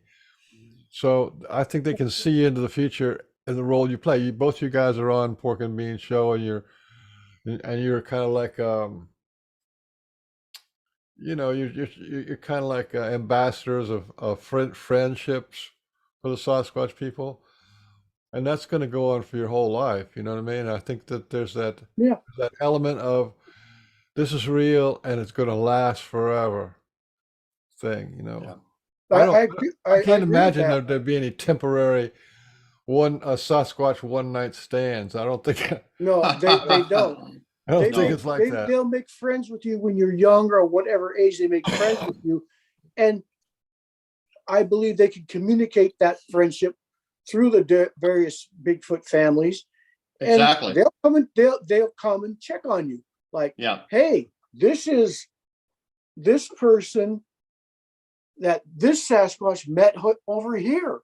And this is the same person that I've met or seen me here in Eastern Washington. Michael is there in Republic, and I camp over by Loomis, Washington. That's 11 or 20 miles across the ridge. And there's a family in that area of 7. And I'm pretty sure that family knows the ones that Michael knows in Republic, because like I said, that's 20 miles away across the ridge. I think that if you're known by one Sasquatch, they all know you, from their telepathic network or picking up on your energy or whatever, they know. I mean, I can go anywhere and have energy and greetings by Sasquatch in different areas. It's because there's that knowing of connection with the ones that I initially connected with. What do you think about like past life connections or whatever? I think it can go on even beyond our lifetime or whatever. Do you think that's possible? Yes. Yeah. How about you, Mike? Yeah, I think so.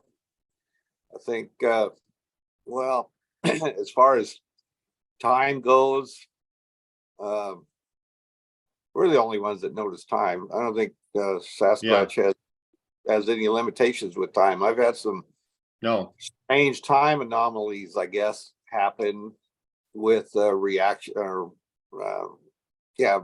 interactions with them. Like one time I had this favorite pair of tongs that I would flip my steaks with. And it was an extension, so you didn't have to reach clear into the fire to flip them. So it was kind of a little mechanical thing, it was pretty cool. Anyway, that disappeared. And I asked him, I said, did you take that? And they wouldn't answer. But then about a month later, it showed up right exactly where it was to begin with.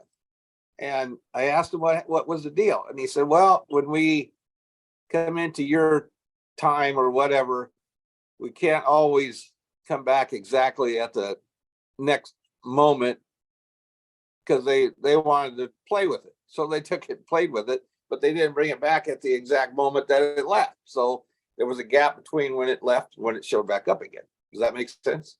Yeah. So And I've noticed that with other things. your charcoal tongs, your tongs went into another dimension in another time zone, huh? Right. I believe it did. I totally believe that. I really do. I think that explains a lot of things like lost keys and little tricks they play. They could be standing right next to you with their, and you wouldn't know if they had your battery charger or your whatever it was you're missing. Yeah, things like that happened a lot there at the cabin. All my big stock pots, they all ended up disappearing, and I never have seen them again. I don't know if they're using them to cook with or what. But they're all gone. And I don't think my girlfriend got tired of washing them and just threw them away. But they're they just disappeared and never came back. I don't know. Yeah. He's welcome to them if he likes them better than I did, because I don't have to cook them big pots of stuff anymore. I definitely had a lot of lessons revolving around time and stuff, and how it's not linear for them. Time is just a man-made invention, just so you can have a point of context, from one point of experience to another. But it's not like that for them. No. So shape shifting and whatever. Have you ever experienced them in another form? No, Other than stumps or trees or rocks or whatever they turn into, they just look like that. They're camouflage, instant camouflage. You'll catch something out of the corner of your eye and you'll swear that's a Bigfoot standing there looking at you. And then when you take the double take, it's just a stump. That's happened a lot. Yeah, I mean, but do you believe they can do it? I mean, that's my experience. I've had quite a few experiences where I know they were in like the form of a raven or a deer or even a human, believe it or not. Yeah, that too. So you believe that? Do you believe that's possible? I mean, even though you may not have experienced it directly. Oh yeah, I believe that's true. I had a pet raven there for the longest time, and he would come up and just sit there.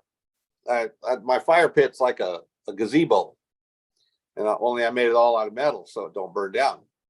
And my fire pit's in the middle of it, so I've got a roof over top of the whole thing, so I can sit out there when it's snowing and raining and have my barbecue and do whatever. Yeah, I've got it all lined with recliners, so we just sit out around the fire pit and talk and I don't drink anymore, but we used to have our drinks and the whole family thing out there too. The kids would be there and we'd all be having a good time. And there's some rafters up there, and that raven would come and sit up there and just watch.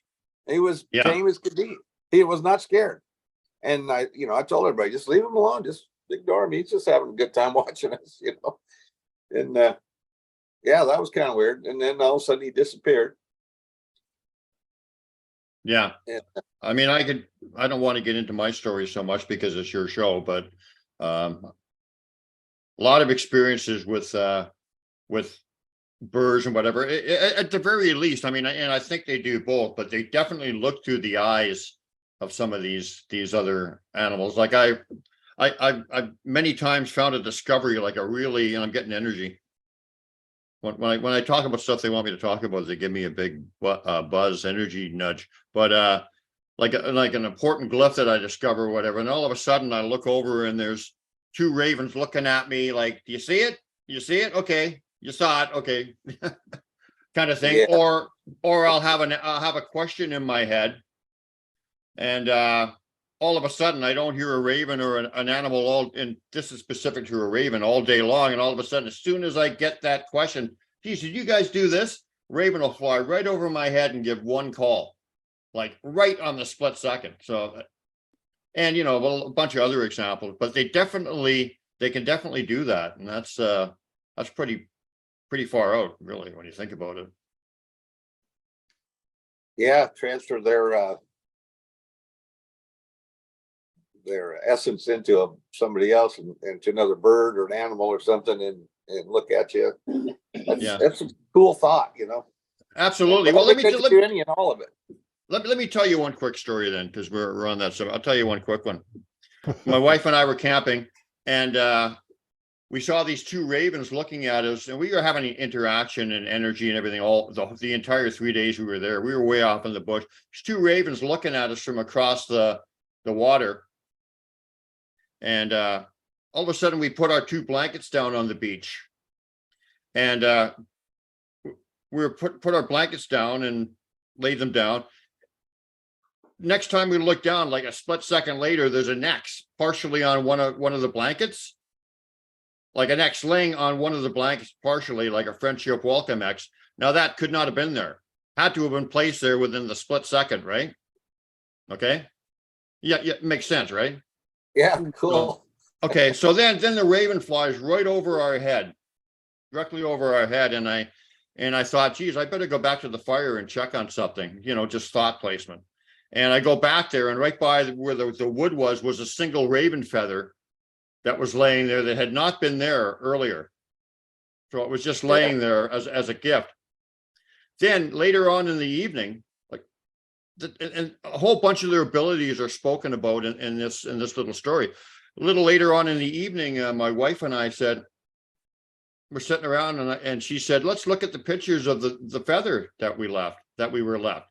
And she had taken about 3 pictures of it, and I had taken about 2. So we go through our pictures, and the pictures are removed from the camera. Yeah. The pictures, the raven, every other photo was there, and this has happened many times to me. So I know what it is for what it is.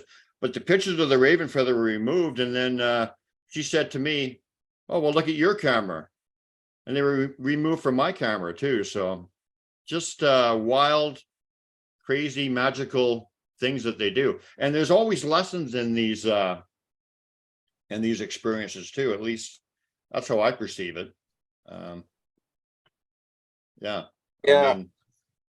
People are always complaining about the fuzzy pictures and stuff. I think they can manipulate that camera. Oh yeah, they can even they can put an image on your camera after the fact. My wife's had experiences where she's taken a picture and she's looked at it, and then a little later looks at it again, and there's an X in there, and it looked, like that was not there. Or a Sasquatch will appear in the photo that was not there. They could do a lot of wonderful and bizarre things. Yeah. What a trickery. Yeah. Yeah. And the gifting is pretty cool. I remember one time I shot a deer and I gutted it and drug it home, and it was cold, really cold. And I don't know, it was a couple hours later, a guy said, "Well, did you take the liver?" And I said, "No, I just left it on the gut pile there. I was going to go back and get it." And went back to go get the liver off the guts, because they would have been fine. It wasn't that long. And the whole gut pile was gone. And there was a shed, a 5-point white-tailed deer shed laying in place of that. He gave me a horn for, I think they like the livers. I think they're really crazy for the livers. In fact, I know they are. That's another knowing, they like the liver. So if you give them something, they'll give you something back, Very Pretty common. cool. Yeah, that's amazing. How about you? Have you had that kind of experience, Lynn, where you've Given gifts? Yeah, I've given him gifts. I had a deer. I skinned it and put it in the game sack and had it hanging up on the gam pole, and took a basic blue tarp and covered it up like a tent over it, and went to bed. And we got up the next morning to go out hunting again. And my brother says, "Didn't you tarp that deer?" And I go, "Yeah." And I looked over at the deer, and the tarp was taken off the deer and folded like in a Z pattern, set to the right side of the deer where it was hanging from the gam pole. Now, I guess he was telling me that not to cover it up with a tarp. But yeah, I've had them. I've left liver out for them. They've taken liver. They like soft meats. It depends upon what I leave out for them. They've gifted me hawk feathers, like that. That was really important because hawks being a messenger bird, and they're both primary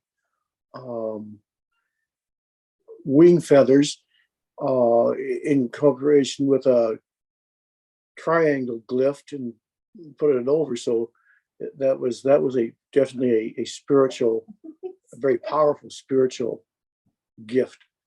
Yeah. You know what I find interesting is that we've all had all these incredible experiences and blessings with them, but they all got their own little flavor, individual flavor. You know, like I get different stuff than Lynn, and Mike gets different stuff than us, and Mr. Beans. They have such a big bag of experiences that they can share, and they give everybody their own little select sample or mix of that. True. Which I find is pretty cool. You guys feel like they've taught you patience? Because they taught me patience, like, you know, trying to figure things out and not to be grabby and all that kind of stuff. You got to have patience to understand some of the things they're doing, because it's you don't see what they did, especially at glyphs, and to understand what it is, you have to first be at peace, respect yourself, and then through patience, sometimes it takes a little bit of figuring out how relating to what you're doing at the time to what they're doing, to what they're trying to share with you. Yeah. Yeah. Funny though, you know, patience with us, we're under the linear time constraints of patience, you know, but they don't have that. So they don't have to appear to be or they appear to be way more patient than us than they are, I'm sure. But at the same time, you know, without the linear part of that in their experience, they can appear much more so anyway. So do you want to get into some more experiences? How about you go ahead, Mike? And do you want to talk about some more encounters or experiences with them? Well, my buddy Rick lived in Tenasket, which is 40 miles away from my cabin. Anyway, he lived up on Meter Mountain. There's Tunk Mountain and Meter Mountain. It's about 15 miles out of town and up in right on the edge of the reservation up there, the Colville Indian Reservation. Anyway, he was always telling me, we'd compare notes. I'd call him, "Hey, what happened over at your place?" "Well, this and this and this." "And what happened over at your place?" "Well, this and this and this." And we'd always be talking. And he said, "Well, I lost one of my chickens." And I said, "Well, is there a hole on the fence or something?" "No, I can't find a hole in the fence." I said, "Well, I'm going to come over tomorrow. Let's look around." So we go over there. I go over there and we go down to the chicken coop and we're looking, and there's no hole in the fence. There's no chicken got out nowhere. There's no, that he had it wired up really good. There wasn't going to be nobody getting in or nobody getting out, but he's still missing a chicken.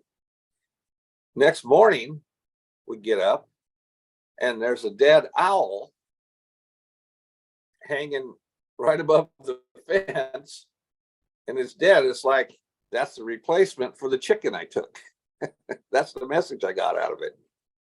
And I look up and I look out into there was a big open field next to his house. And there was a grove of aspens in the middle of it, probably, a mile across or so. And the aspens were halfway across of it. And they took up 5 acres at least, big patch. Anyway, about halfway there or out of ways, there's this, I'm looking at it and I go, damn, that looks like the Sasquatch, just standing there with his back to us. And he goes, I go, look, Rick, look at that. Doesn't that look like a Sasquatch? I mean, it looked like fur. You could see the fur. It was brown with dark black streaks through it, like a brunette.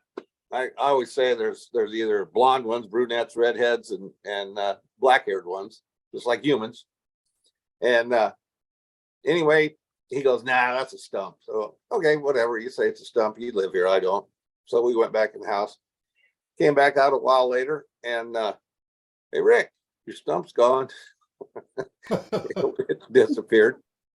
Same place. We're sitting out on the deck and overlooking the valley there. And we're having a beer, and it's evening. And there's this big white cow down there right along the edge of the aspens, and it's just grazing along. And we're sitting there bullshitting, and all of a sudden this cow gets up on 2 legs and just walks off into the aspen trees. And it's like, I said, hey, did you just see that? He goes, no, hell no. Did he see it or he didn't see it? Oh Or yeah, didn't he want to saw it. He said, hell no, I'm not copping to that, man.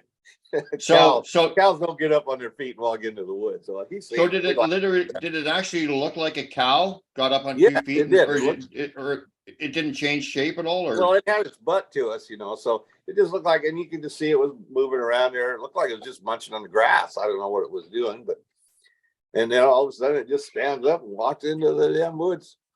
Like, holy moly, what is that? Well, we knew what it was. Well, there you go. There's your lesson in shape shifting, right? Or one of them. Yeah, Obviously, I guess right? it could have purposely been looking like a cow, but I mean, it was a ways off. I mean, you couldn't really see it very well, Like, I mean, to me, I mean, some of these things that you see, there's lessons in them, and so maybe that was your answer to that they can shapeshift, or it might have just been. I guess it could have been a coincidence, although I don't believe in coincidence much with them, but it very much could have been a lesson. Like, here, look at this. This is what we're capable of. We can shapeshift. oh yeah, I totally accepted it. It was like, yeah, okay, I believe it. I just seen it. I believe it. Yeah, I thought for sure it was a cow. I just, didn't pay much attention to it. It was just down there munching away. So that was a lesson. Wow. Well, it's 2 hours. I'm feeling a little bit of like I need to take a nap. It's like in Savannah, it's like cool and rainy here, and it was like really high energy yesterday, so I'm feeling like really sleepy. So I think I'm going to sign out. I'm so glad you guys showed up and tell your stories, because good gosh, people need to hear something beyond monsters in the woods and it tried to eat my chickens and killed my dog, and I get tired of those stories, and I know they're real. I'm not going to take it away from anybody, but there's just more going on than being scared, and Yeah, I'm not scared of them anymore. I've never been afraid of them. Never. No. So did you guys want to hang on for a little bit longer with me, or do you want to wrap it up? Oh, whatever. I'm open. What are you thinking? I can stay or go, whatever. How about you, Lynn? I never get tired of talking about Bigfoot. I can hang a little bit more. Yeah, I'm getting pretty hungry myself, but maybe we could stay for another, half hour or something or whatever. Okay. I'll watch from the live feed. Okay, thanks, Mr. Beans. Yeah, thanks for having me on. See, this is what I wanted to share on this show. And they have personality. But as I said, October 18th, 2022, up hunting, I tore both calf muscles, both my legs. I could barely walk, could barely stand up. And I'd ride my quad, and I'd got a couple grouse, came back to camp, cleaned them, and I was going to go down to the creek and rinse them off. And this is about 5 o'clock. It was all I could do to stagger down to the creek. I'm not paying attention to anything. And I'm down in the creek, and I washed the birds off, and I put them in my right hand. So I got to climb back up. So instead of walking up on the bank, there's a rock, and I step up on the rock, and my right leg goes snap, pop, and I just about headbutt the rock. So I take a quick stab to my left on my left leg, and it snaps again, and I grunted,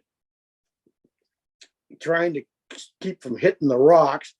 And I went, ugh. And to my left, about 6 feet away, comes, and I look up, and on all fours, there's a female Bigfoot looking me right in the face, and she's looking at me, and I'm looking at her, and she does this like soft grunt at me, and I say hi to her. And I want to get the birds out of my right hand to my left hand. And people say, well, you can have a gun around him, you don't have to. I had a gun on my right side. I didn't need it. I wasn't afraid. And I moved the birds to my left hand. And I tried to take a step. It was kind of like a lurchy step towards her. And I reached the birds out towards her. I was going to give them to her. I had grouse. Here's a couple of grouse for you. And I hear this. And I look up, and right off her left hip, the male stands up, and he's about 9 foot tall, and he takes a step up the bank, and he goes at me, and I look at him, and I go back at him, and I go, well, what now? And they do this squirrel chatter from the female to the one. I go, I've heard mothers and juveniles use. I think, well, this female, she looked older. This might be her son. And I know there was a juvenile with him up there. And so I'm looking at him, and I try to walk, and I could barely stagger. And they would chatter. And then one of them would make a vocalization at me. And I stood up, and for some reason I said, I've hurt my legs, and I gotta try and walk back up to my camp. I'm explaining to them what I'm doing. And why I did that, I don't know. It just came to my mind to tell them what I was doing and what was going on. And I know that because this was 6 or 7 days since I've been there, that they'd see me in camp walk normally, and I wasn't walking normally. So I'd take a few steps, and I'd get the spasms, and I'd try to stop, and I'd stop, and they'd the vocalization back and forth, and then a softer one at me. It was like they were encouraging me to keep trying to walk.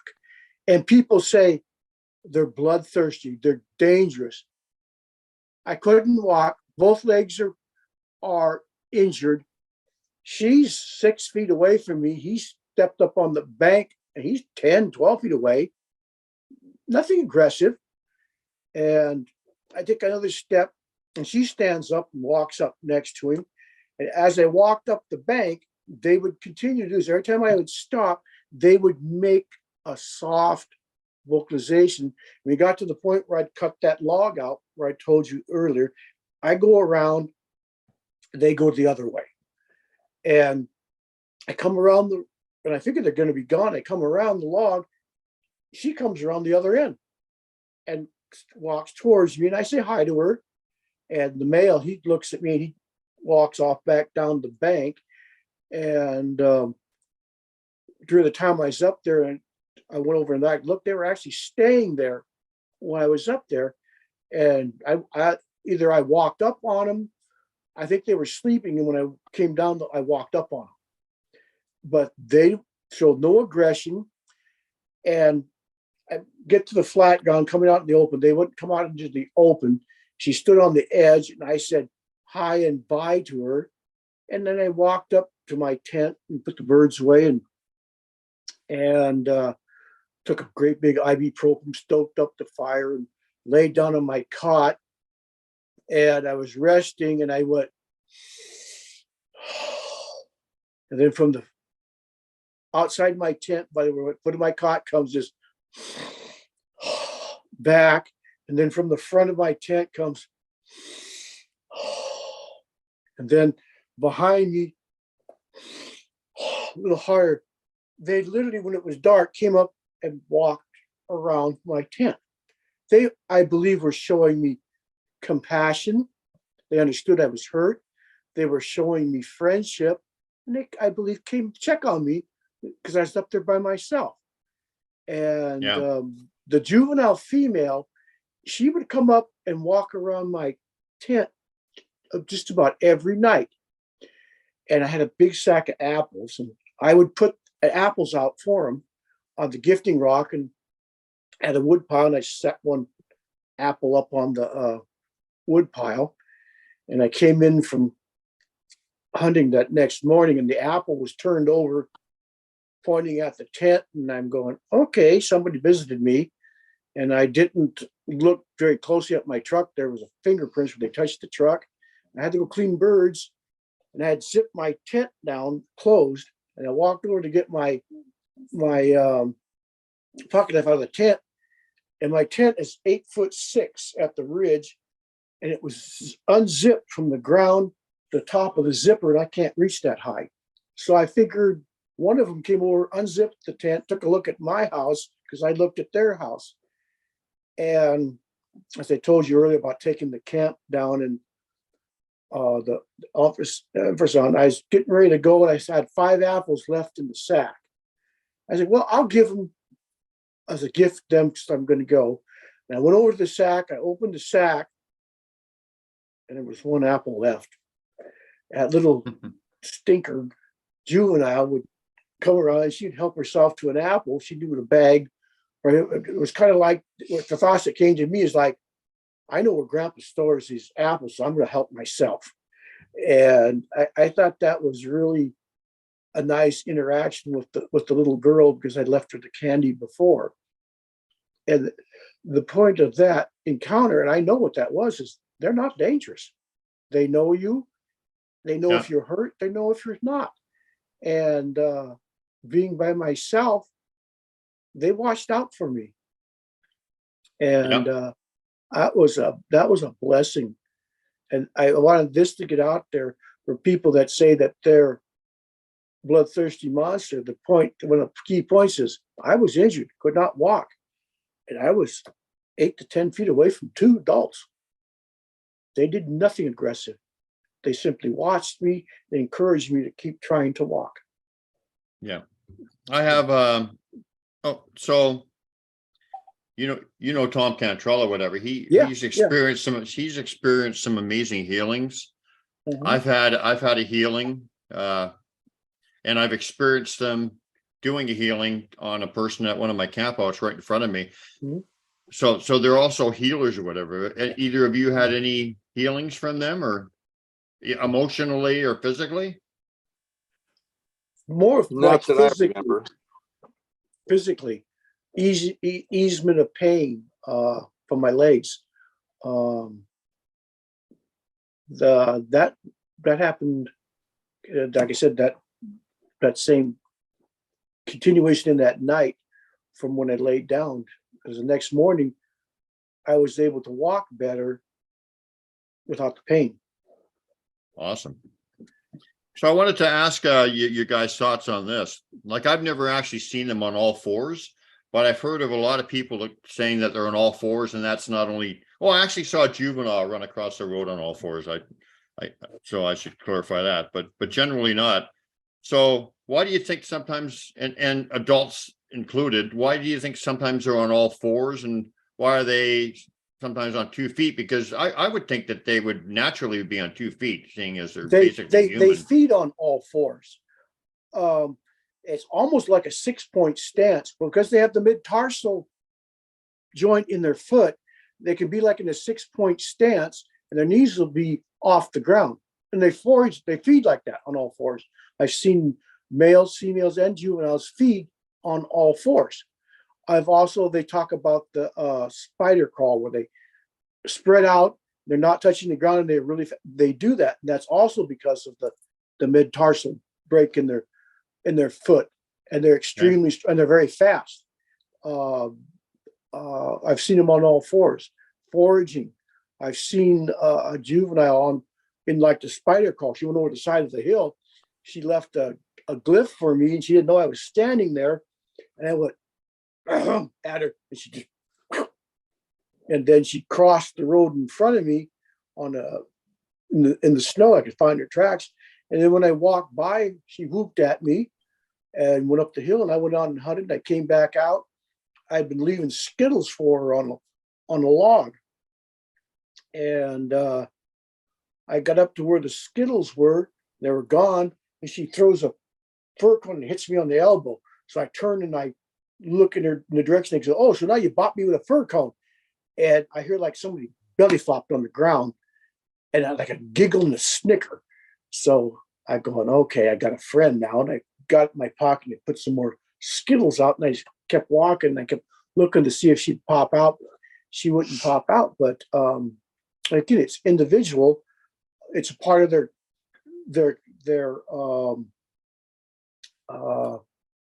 motions, the movement, and a lot of the feeding that they do on the ground, they're on their hands and knees, and they don't necessarily always put their knees down because they got the metatarsal break in the foot, and you'll see it.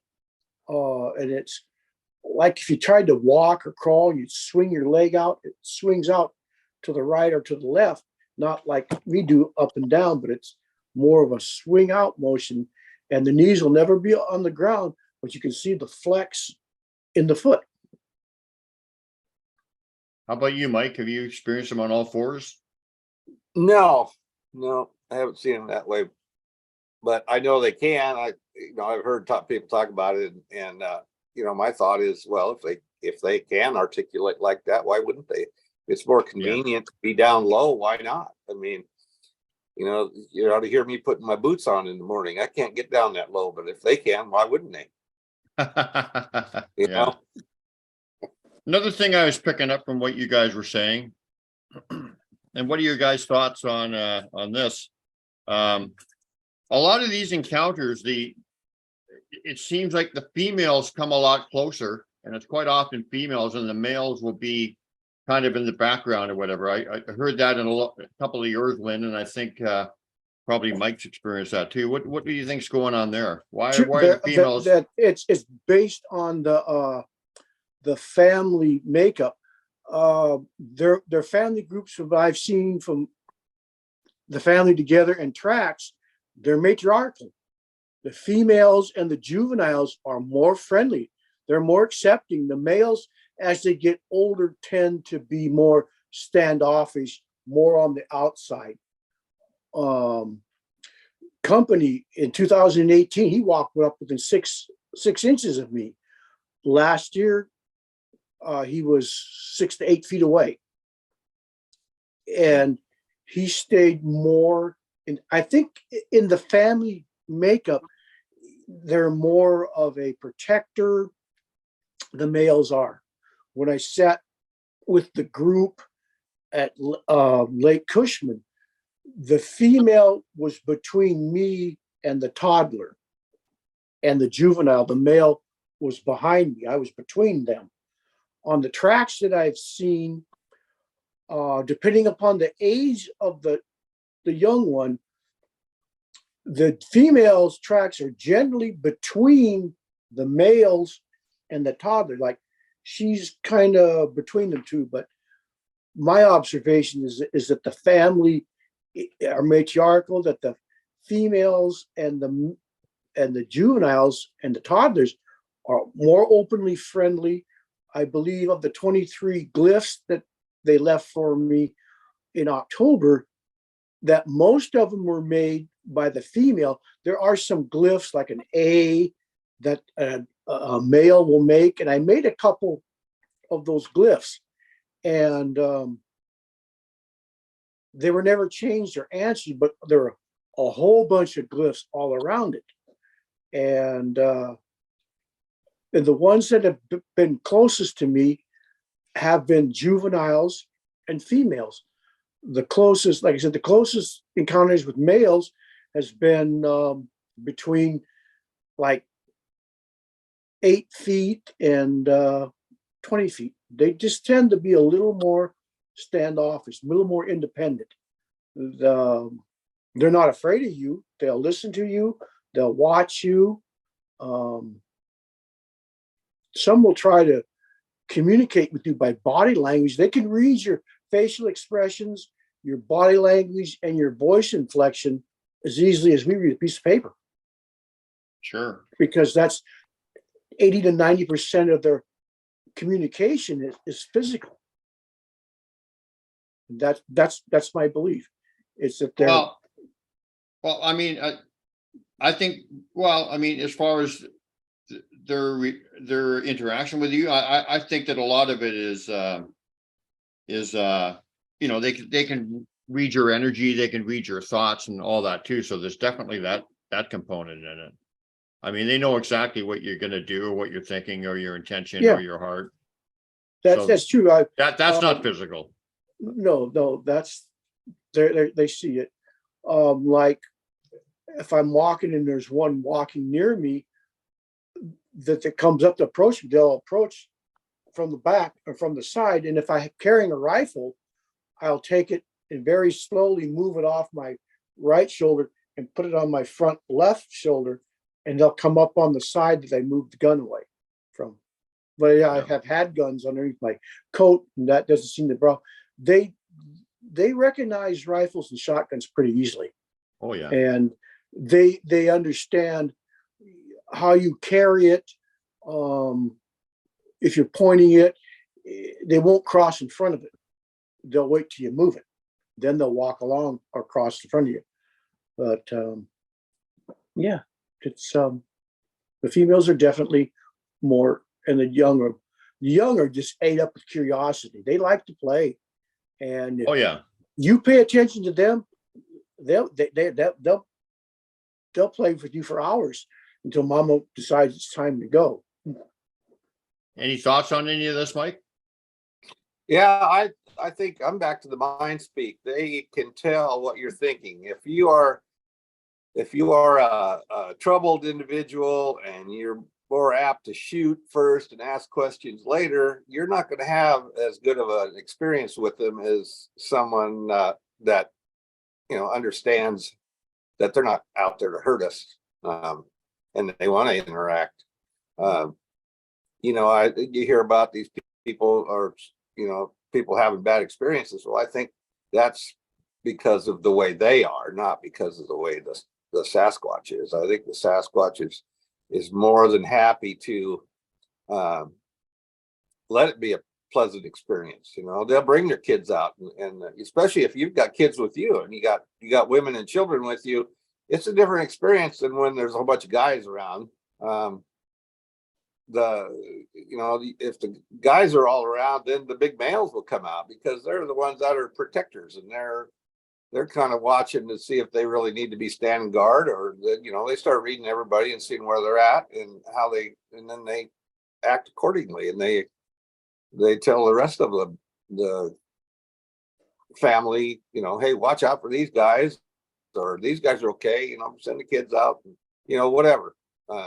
However the situation reads to them. Yeah. Is what.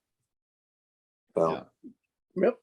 And I also think, there could be an identical interaction, and that the human perceiving it could look at it totally different. Like, True. for instance, little rock comes out on the trail, and some guys will be terrified. They want to start shooting into the woods, and like, it's going to rip my head off.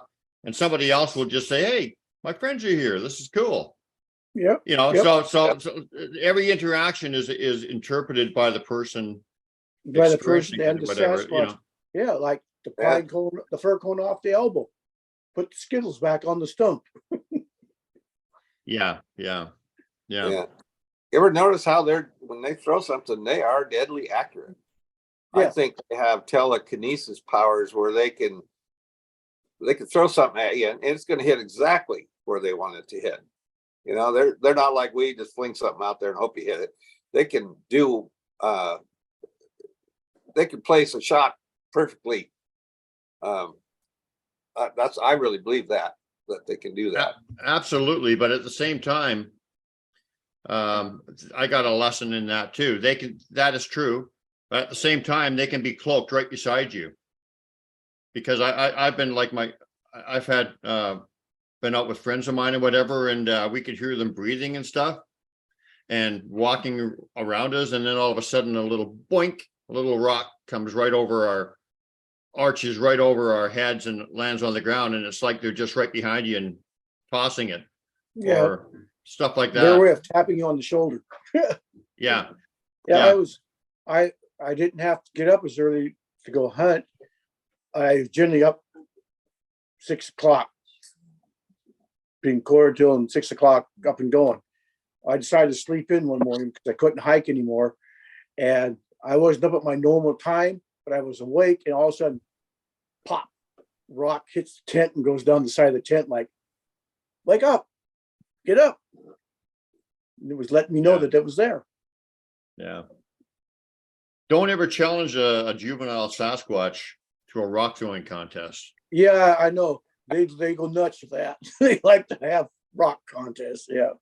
I remember one time I was way up in the mountains, and I picked up a nice round rock and I threw it off a tree, and it just, a beautiful resounding thunk. And I immediately got one back, but mine was better. So I said, not every day you kick a Sasquatch's ass, but I talk to them like they're my friends, right? Like we all do. Yeah. I said, but I kicked your ass today. I said, I kicked your ass today. So I was pretty happy with myself. So I went up there, I think the very next day, I believe, or 2 days later. And I had a little nap in the moss, because it's kind of all mossy and neat up here in British Columbia in the rainforest. And I had a little sleep, and I got up and picked up another rock and I threw it. And I got a response right away. So we went on and we had a rock throwing contest for about 10 minutes, like throwing rocks off trees. And this guy was double and triple ricochets and just like unbelievable stuff that he was doing. And it was just like, I just got my butt waxed, I challenged him, and he stepped up. But this is the little guy that I know anyway, because I got the confirmation later that it was my little friend, Bud was doing it. But but like unbelievable. Oh yeah. And it was all play. It was all play too, right? Yeah. Yeah. They got a sense of humor. We have an outhouse up where we camp at. And can I quickly just finish this? Yeah. Keep the outhouse thought. So I wanted to say there was a lesson that my friend and I, who I used to go out with all the time, learned about them, and we called it the 15-minute rule. And that is when we were, interacting with them and having whoops and hollers or whatever was going on, or energy, whatever the interaction was. If people came around that they didn't know, or they didn't trust, or they didn't want to interact with, everything would suddenly go silent. And then about 15 minutes later, you would see somebody walking along the path or coming down or whatever. And on this particular time, when I had the rock throwing contest, like I said, it was amazing. It went on for a good 10 minutes. All of a sudden, it just stopped immediately. And sure enough, these two ladies, 15 minutes later, walked down from a path coming down from the mountain or whatever. And it's just, it happens all the time. If they don't want to interact with somebody or want people to know that they're around, they just suddenly stop. And sure enough, somebody shows up. So sorry about that. So the outhouse thing. we have the outhouse up there, and it happened to me and to my brother. You go out in the middle of the night, it's like 3 o'clock in the morning, and you sit down in the outhouse, and all of a sudden, bam, the rock hits the back of the outhouse, or they come up with a stick and they go bang on the outhouse, just to feel they're having fun. Never play that joke on a friend, because if they see you do it, karma, they're going to play it on you. Well, that just shows you the humanity in them, and typical, that's something that teenagers would do, human, like hairless human teenagers would do that kind of stuff. So it's just, yeah. Any more exciting encounters you want to share, Mike? Some of your favorites, or some thoughts, or anything that you were hoping to talk about during this podcast? Oh, my buddy, we're talking about outhouse, that brought back a memory. He lives about 20 miles over from me, and he's a Sasquatch enthusiast. He believes in them and has had lots of encounters. He said he went out to the outhouse one night in the middle of the night, emergency, run out there in your underwear and bail into the outhouse, slam the door. And he said he went to get up and get out, and he couldn't open the door. He said the Sasquatch had come up and blocked the door so he couldn't get out. Yeah. He said left him in there for about 15 minutes. He said he was about ready to start screaming and hollering, "Hey, you guys, come out here and get this thing off me." Juveniles. And then finally he just walked off and let him out. I thought that was pretty funny. Yeah. Yeah, wow. Yeah, well, it just speaks to their humor and like they're mischievous like teenagers, right? So they're not Yeah. that, they're not the way that they interact in their families and and the teenagers and the juveniles or whatever. It's not that far away from how humans behave. Yep. Except- If you've got the grandpa gene in you, you'll be up to your armpits in juvenile and toddler juveniles because they seem to know, hey, this is our grandpa. I can have fun. Yeah. Yeah. Yeah, I took all my grandkids up there, and I'm fixing to take some great grandkids up there pretty soon. Well, it'll Yep. be fun. They that'll like be- my kids. There's just no doubt about it. We had the kids up there snowmobiling one time, and they were having a snowball fight, and the older boy, he was just plastering his little sister, just tormenting her to death. She was starting to get angry, and all of a sudden, Mom said a snowball came flying out of the woods, not 100 yards, but 75 yards, and hit this kid right in the back of the head. Yeah. So he got a little lesson there. Hey, don't be picking on your little Yeah. sister. Don't be a bully around a Sasquatch. They're a lot Yeah. bigger. They No, even that's the odds classic. for the little sister. Yep. Now, And then did they the boy? were sledding. They were sledding down the hill, and they came back and they said, "Hey, Mom and Dad, we heard monkeys laughing." So they heard the young Sasquatch laughing at that because they were having so much fun sliding down the hill on the sleds. Like I said, I think we're part of their. Well, can't think of the word. Anyway, part of their amusement. They come and watch, see what we're doing. Yep. Now, You know, did the life young can get man? for- Did the young man realize what that was all about when he got hit with a snowball in the back of the head?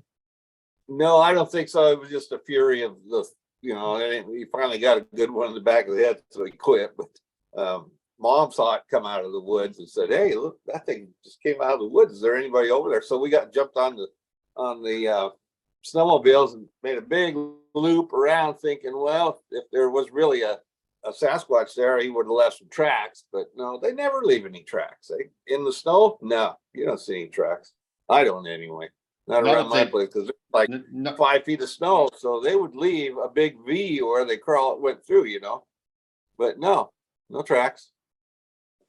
not if they don't want to. I've seen big mud bogs or whatever, like huge, and one single track that was left intentionally for me to see or somebody to see, left in the middle of it. But yeah, they don't have to leave tracks if they don't want to. Yeah. And I But, think they swim very well too. Oh yeah. Yeah. I Yeah. think I had one under my boat when I was out fishing one time. Scared the hell out of me. People have reported them swimming between the mainland and Vancouver Island up in these parts. Yeah. Wow. They've seen them. Yeah, right in the ocean. So they're amazing swimmers. Well, they're strong, I don't know how many times stronger than us they are, but it's a lot. Oh yeah. Have you ever seen some of the tree green break. live trees that they just they twist and Yeah, I snap them right off. Well, we get that all the time. There was so much of that going on around my cabin. I didn't think I was going to have any trees left. And I said, "Hey, you guys are going to thin out my forest here. Knock it off." I'm not just talking about them snapping them off. I'm talking about in their hands and twisting them so they're Oh all yeah. yeah. These were I all- mean, broke off about 10 feet off the ground and just broken. And Yeah. still connected, but just laying over, snapped.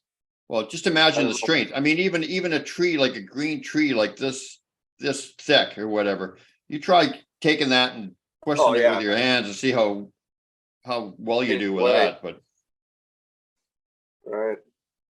Gotta use something with hydraulics on it. Yep. We had a tree that was on the way to my buddy's place, and about 12 feet off the ground, there was a chunk of rock in it. You know, it was about 6 inches thick and about, 2.5 feet long and 2 feet across. And it was placed in the top of this pine tree that wouldn't, I mean, it barely held it up. And it was just sitting there.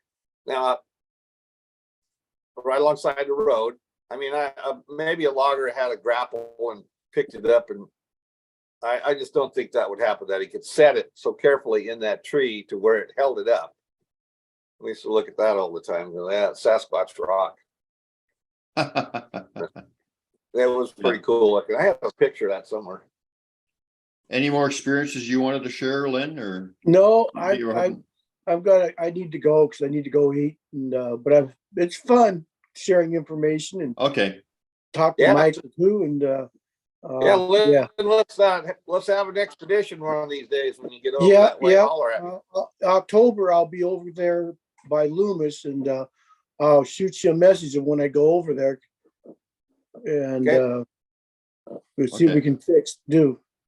Yeah, can I just ask you guys one more question, and you can address it separately? Sure. Even though it's one we ask pretty well everybody, even though you both had experiences very, very early on, I guess that the relationship actually started then, but you probably weren't aware of it until later in your life. But how has your life changed with your relationship with Sasquatch? Or how has it changed or improved or whatever? When I go out in the woods, I'm more calm. I anticipate and I listen to see if there's one there, if they're going to come around and say hi, check out what I'm doing. And I know that they're not dangerous. I'm at peace around them. I respect them. They respect me, and they're a friend. And the whole relationship is kind of like, you go out to the woods and you say to God or a friend, come walk with me. To me, it's that simple. Come walk with me. And that's the beginning of the adventure. And that walk is a lifetime walk. Yeah. So what have they taught you through that? Oh, they've taught me about glyphs. They've taught me about. No, I mean about relationships and about connection and stuff. Or what? That we're connected spiritually, and some of us are physically connected because some people, very few, can actually hold hands with them or touch them. Yeah, absolutely. Not to be afraid. If you don't respect yourself, they won't respect you either. Right. They're a gift from God. They're one of God's creation. And when I was around that family of 4, I felt blessed. This was another one of God's creations, human relative that's prehistoric, that isn't supposed to exist or have died out, but there it was. And I could sit with them, I could eat with them, I could play with them, I could talk to them, and I could watch them, and they did the same with me. Friends. Yeah. Because those 2 key encounters in 1959 and 1972 were both first-time encounters. Yeah. So you were 6 years old in 59, right? Yes. So we're pretty well the same age. What are you, 69 now? No, I just turned 70 4 days ago. Okay. Well, I'm 69 in October. Yep. So we're all about the same vintage. Same age, Yeah, I'll be Mike 70 too. next week. Well, there you go. So we're all within a couple of years of each other. Yep. So Mike, how about you? How have they changed or enhanced your life, or what have they taught you through the relationship that you have with them? Well, there's more to this life than meets the eye, I guess. Deeper spiritual connections. I had a really good relationship going with them, and then my wife passed, and I wasn't there for quite a while, and I just kind of lost connection, sort of. I really didn't sense them being around me in town, but I was lost. So now I want to go back and see if I can get some more interaction with them going. Hopefully, well, I know they're willing, because they put out a great big X right on the side of the road. When I went up there just for the specific reason of trying to reconnect with them. And that's why I put out that glyph, that heart glyph and all that. And I haven't been back. That's been 2-3 weeks ago. But I want to see what comes of it. Good. I just, I feel good when I'm in the woods. I feel at home. It's like, this is more natural than standing on the pavement by far, that's what Yep. Yeah. Like, Yeah. cringe when I go to town. I live out in the country here around Moses Lake, but it's desert and lots of farm ground. But there is a lot of rocks and I've heard reports of them being in the basalt, that they like to hang out around the basalt cliffs and stuff. And we actually have a basalt rock quarry. And I wanted to talk to you one of these days about the rock people. I want to know more about them. See what you have to say about that. Oh, me personally, you mean? Yeah. Don't you have some insight on that about the rock people?